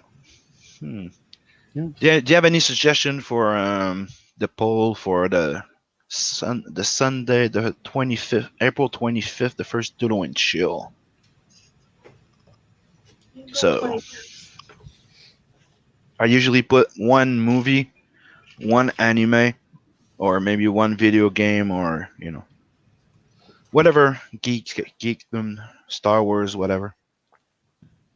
I am out of the pop culture loop, so I'm the wrong person to ask. I know Ace is gonna go Sweat Cats for this Saturday, but we're talking about the Sunday one. You should do Highlander. And the idea is to design like a character. Mm-hmm. And design his weapon. Okay, so that's one. So what else? That's a movie. I'm preparing the poll as we speak. What is there that's out right now? Isn't really anything. Now you have stuff like Godzilla and Kong. Yeah, Godzilla and Kong. That's a good one. Mortal Kombat.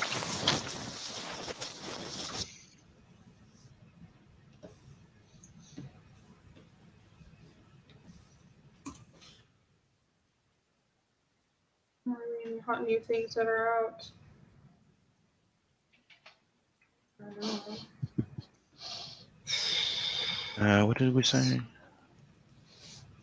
What's What's the last one you said? You said Mortal Kombat? Okay, Mortal Kombat.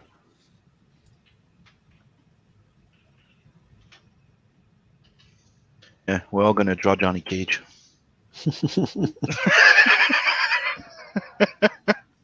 Damn right. The only character that got eradicated from the line. What happened with that? Johnny Cage is not in the movie What? because they didn't want him there. Oh, okay. Yeah, again, I'm really out of the loop, guys.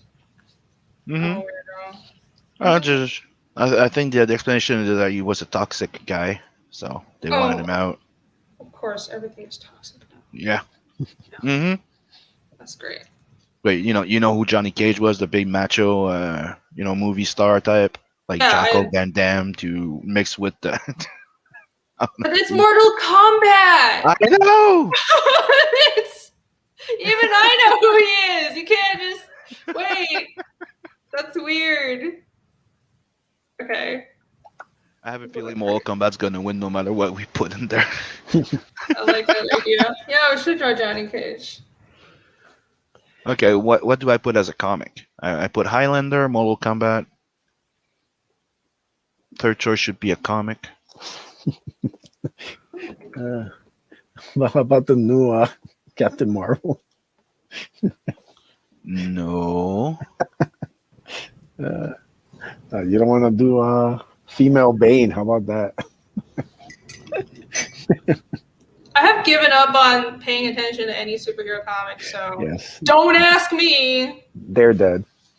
Okay. I only buy 90s comics. Yeah, pretty much. Literally. I mean, I've never been that into superheroes anyways, but I don't know. Things haven't been that interesting these few years, so why should I care? There you go. I'll just put Highlander, Godzilla vs. Kong, and Mortal Kombat. That's good. But comic book I also mean like manga, by the way. When I say comic book, I mean all type. Yo! Attack on Titan just wrapped. Should do that. Anime, I mean, but you can same thing. Manga, anime. That'll probably be a good one. Attack on Titans.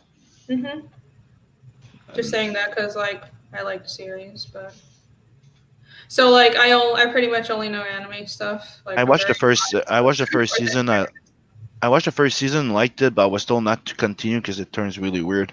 It gets weird, but it's not bad. It's just weird. Okay. I discontinued for a while just because the main character is insufferable. He's really annoying. Aaron he was so screamy, and oh my god, he was one of the most annoying main characters I've ever seen. But it gets interesting. Besides from the terrible main character, the plot is pretty well done, I think. Sorry, I need a jacket. It's cold in here.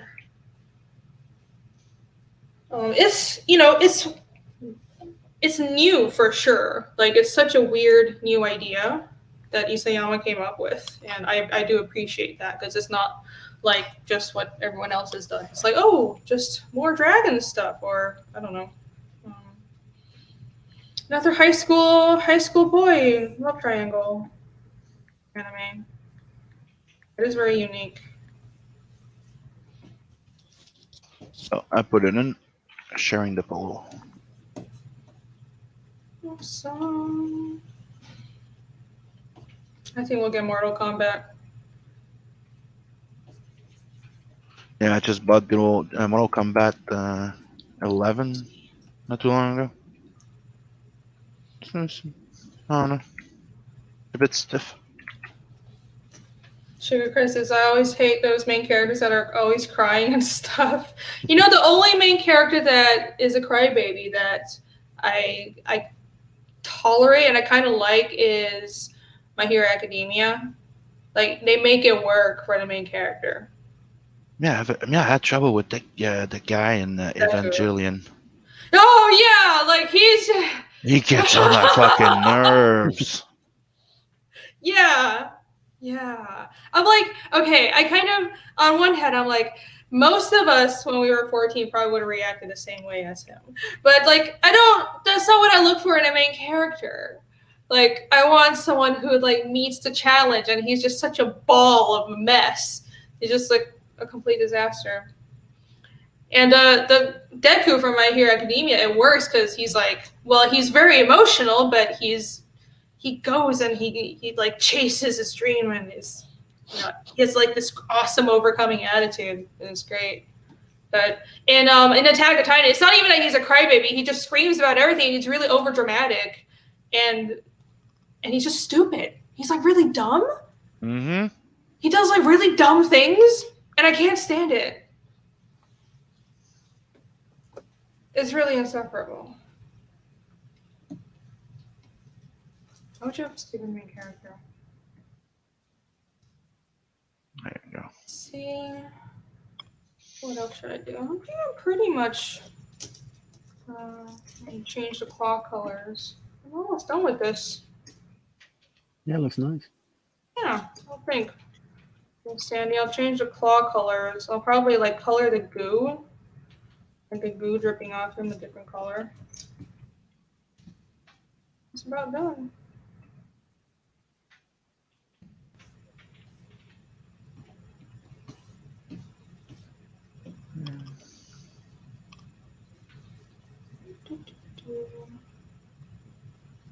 Were you guys on for when I showed the plaques, the demon plaques I did earlier?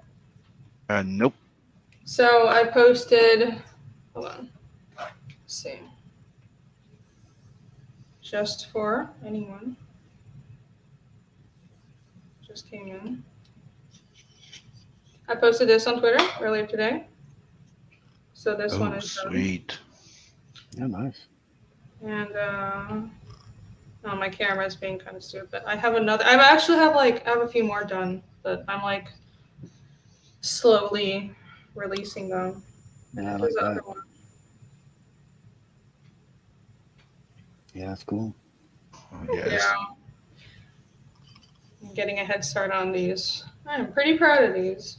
So those will be coming with the Indiegogo or the plasma tier. Check it out. There you go. The pole's out. Awesome. Mm-hmm.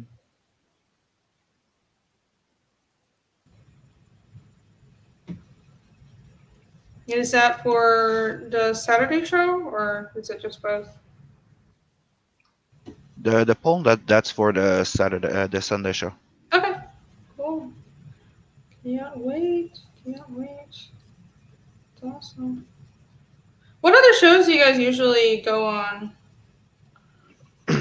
I'm trying to find like more streams and stuff to, There's Vinny, Red, Bancroft. Oh, yeah. Definitely hit up Bancroft, yeah. Mm-hmm. Yeah, that's true. Drew. Yeah, Drew. You can hit up Phil, Zay Comics. Mark Polton does good interviews. I never heard of Mark Polton. Ryan Wynn does them too. Yep. Ryan's great. The Pop XP experience with Billy Tucci and Now Scala. Oh, Yeah. okay. Yeah, you can email them and they. There's a bunch. I'm sure Sim can give you a big list or something. Hell yeah. Yeah, there's a whole bunch. Just thinking of all that them up. Yeah, Red Valkyrie's good. Mm-hmm. I've heard of Red Valkyrie. I got to him. Yeah, Shay and I haven't messaged them. I fully intend to. I just haven't gotten around to it. Because I pretty much live on YouTube, but I don't watch a lot of comics people for some reason. Like I watch a lot of people complaining about Star Wars and talking about just culture and writing and other stuff. I don't watch comics people. I don't know why. I should. It's weird.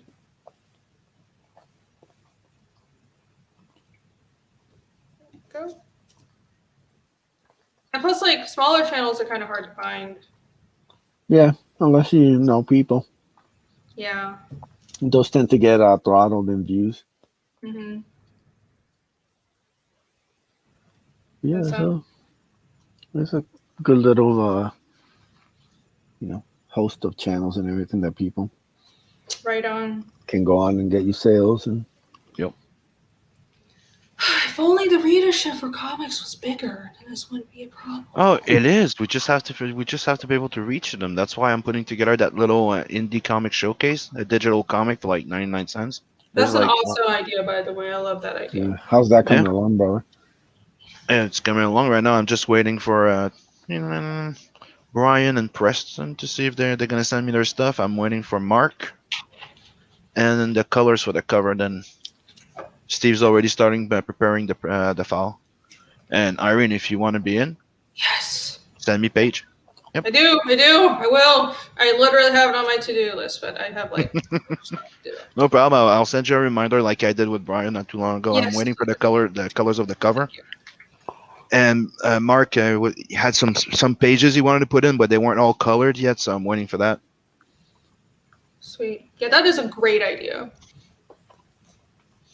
I think one of the trick is, we need to be able to reach out and let people know that there's a lot of great comics getting created here on Yeah. crowdfunding. People just And have to see it because I don't know. it's the idea Yeah. of like giving a sample, right? It's like it's something that's always been done in comics to have a type of like a sampler, or what they used to do. Like Top Cow did a pilot where it was one comic for 99 cents, and you had Right. 5 little comics, and hey, if you like them, we'll make them, or not. You vote for the one you like out of it, type of thing.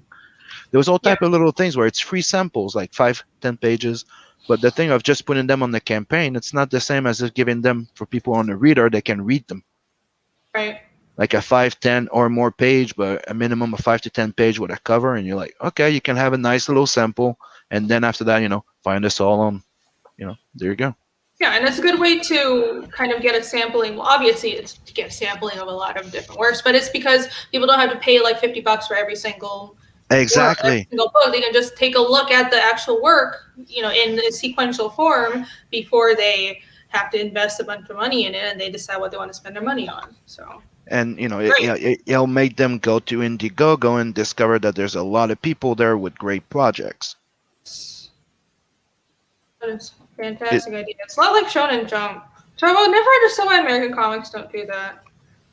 hmm Probably because they want superhero comics to have a monopoly. I used to do the same thing for the free comic book day.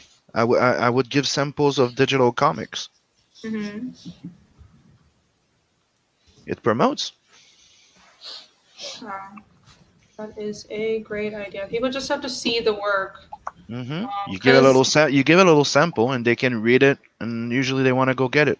Okay, don't give them the entire thing. yeah, but a good size sample to get a real Yeah. feel for the work. When I say like Man, a minimum of 5 to 10, it's because some people have a floppy, right? It's a yeah, 20 page, so you don't want to give more than 5 page yeah. as a sampler. Well, I have like 40-page chapters, but Yeah, that's what I'm saying. But there's somebody that put 20 page in there because he yeah. has a So big can book. I put 20 pages? Because Yeah, the preview on my website is 20 pages. yeah, you can. So that's like my sampler is 20. Yeah, you can. No problem. Cool. Awesome. You're gonna get 20 pages. It's a digital preview comic, right? And it's that the more pages, the more it is. And if they have a 20 page sample, but good. Oh yeah. Me, All I'm right. I'm putting 30 page, I think, of Blood Hunt. Nice. It's an 80 page book. Yeah, that makes sense. You can definitely put a 20-page sampler for that. Yeah, man. That's how you get your stuff out there. Get it. There's just so much stuff, like good stuff coming out of indie comics. Oh You yeah, just have and to see it. You Elle just have to, also like, put it Elle in also front. mentioned Raging Golden Eagle, and you're somebody that does some manga. That's a great place to go. You're gonna have a whole bunch of sales there. Okay. A whole bunch. You recommended them. I have to check them out. Yeah, he has a huge. His entire channel is about anime and manga, Okay. I and might he have has a seen him. huge channel. I've been I've seen follow. him Yeah, on YouTube I've been before. watching him for a while. Yeah. What does he have, like, guests on? Yes, yes, I've been there. Okay. Cool. All right. I'll have a look then. Yeah, I wrote down the people you suggested to me, but I also like immediately took up some freelance work, and it's all due on the 30th. Like everything is due at once. So, because that's just how life is. Well, it's one of the reasons why I'm a bit behind on some the sketch card. I because I took on an 8-page project. That's a bit rush because somebody had a campaign and the artist went MIA. Oh shit! That's not So good. so he comes in, goes, "Can you help me and do this?" And okay. So Yeah. I'm working on those 8 pages. I'm 4 down. Now I'm working on the 5th. Are you doing everything? Yeah, a pencil, inks. Nice. Yeah, okay. I'm not a slacker. We'll accept it.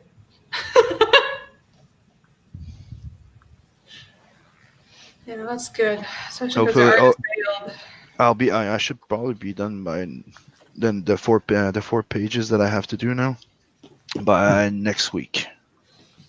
Sweet. This weekend I'm taking a break to do all those sketch cards. I have Ace, I have fills to do, and I have some for Chimera. Just And remember, Sim, what? more thick. Just, Hmm? more thick. What? I'm not getting it. I was so confused. Don't worry, you'll get it in a second. It'll come to you. What? Is that Spanish? Muerte? That sounds like what the? No, I said I'm more thick. Oh,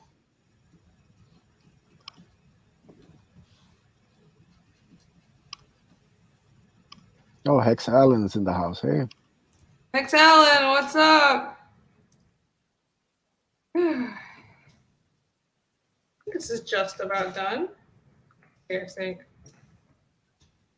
yeah, that's nice. I like that. A cute little baby. no. Probably noodle on it more later, but I think this is good for now. There we go. All right. It is getting rather late. Yeah, 11:27 already. Yeah. Especially because I started so freaking late and didn't tell anybody about my stream. But, you live and learn. It's okay now. Now we know. People know. And next Wednesday we'll be here and we're early. Yes. I appreciate that. And Chris might be even able to jump in before he goes to work when he knows. That's the thing. He works at 10. Oh, he works at 10. Okay. Yep. Yeah, so I'll try to. I started late today, but I'll try to start at 8. So 8 Eastern time, and It's on my schedule. awesome. I appreciate you guys coming on, saving me from talking to myself for 3 hours straight. Every Wednesday from now, I will be doing a drawing stream. All right, I promise. I will actually be doing this. Let's see what else is in the chat. I'm talking to Katie about. If she's not going live, I'll send her a message. Oh, Katie about bonds. We're slowly realizing the stream exists and it's good. Yeah. I will start actually telling people that listen. I'm new to this. All right, so you live and learn. Cool. You live and learn. Welp. This was. That's her. She streams now. Wait, what? El Gago's like, that's her. She streams now. Katie does streams? Oh, I'm pretty sure. Okay. Yeah, Miriam. Yeah, she does too. Oh, okay. I'll go follow her too. No, too bad she's on a weird time zone. But Yeah. yeah. Well, I think I will be wrapping this up. It is getting late. But thank you guys for joining me. Pleasure. Let me put my fancy. Where's my fancy? I guess I just use this. I was gonna show the Indiegogo, but I didn't have it up, so whatever. You know what? Super, super smooth. I can share.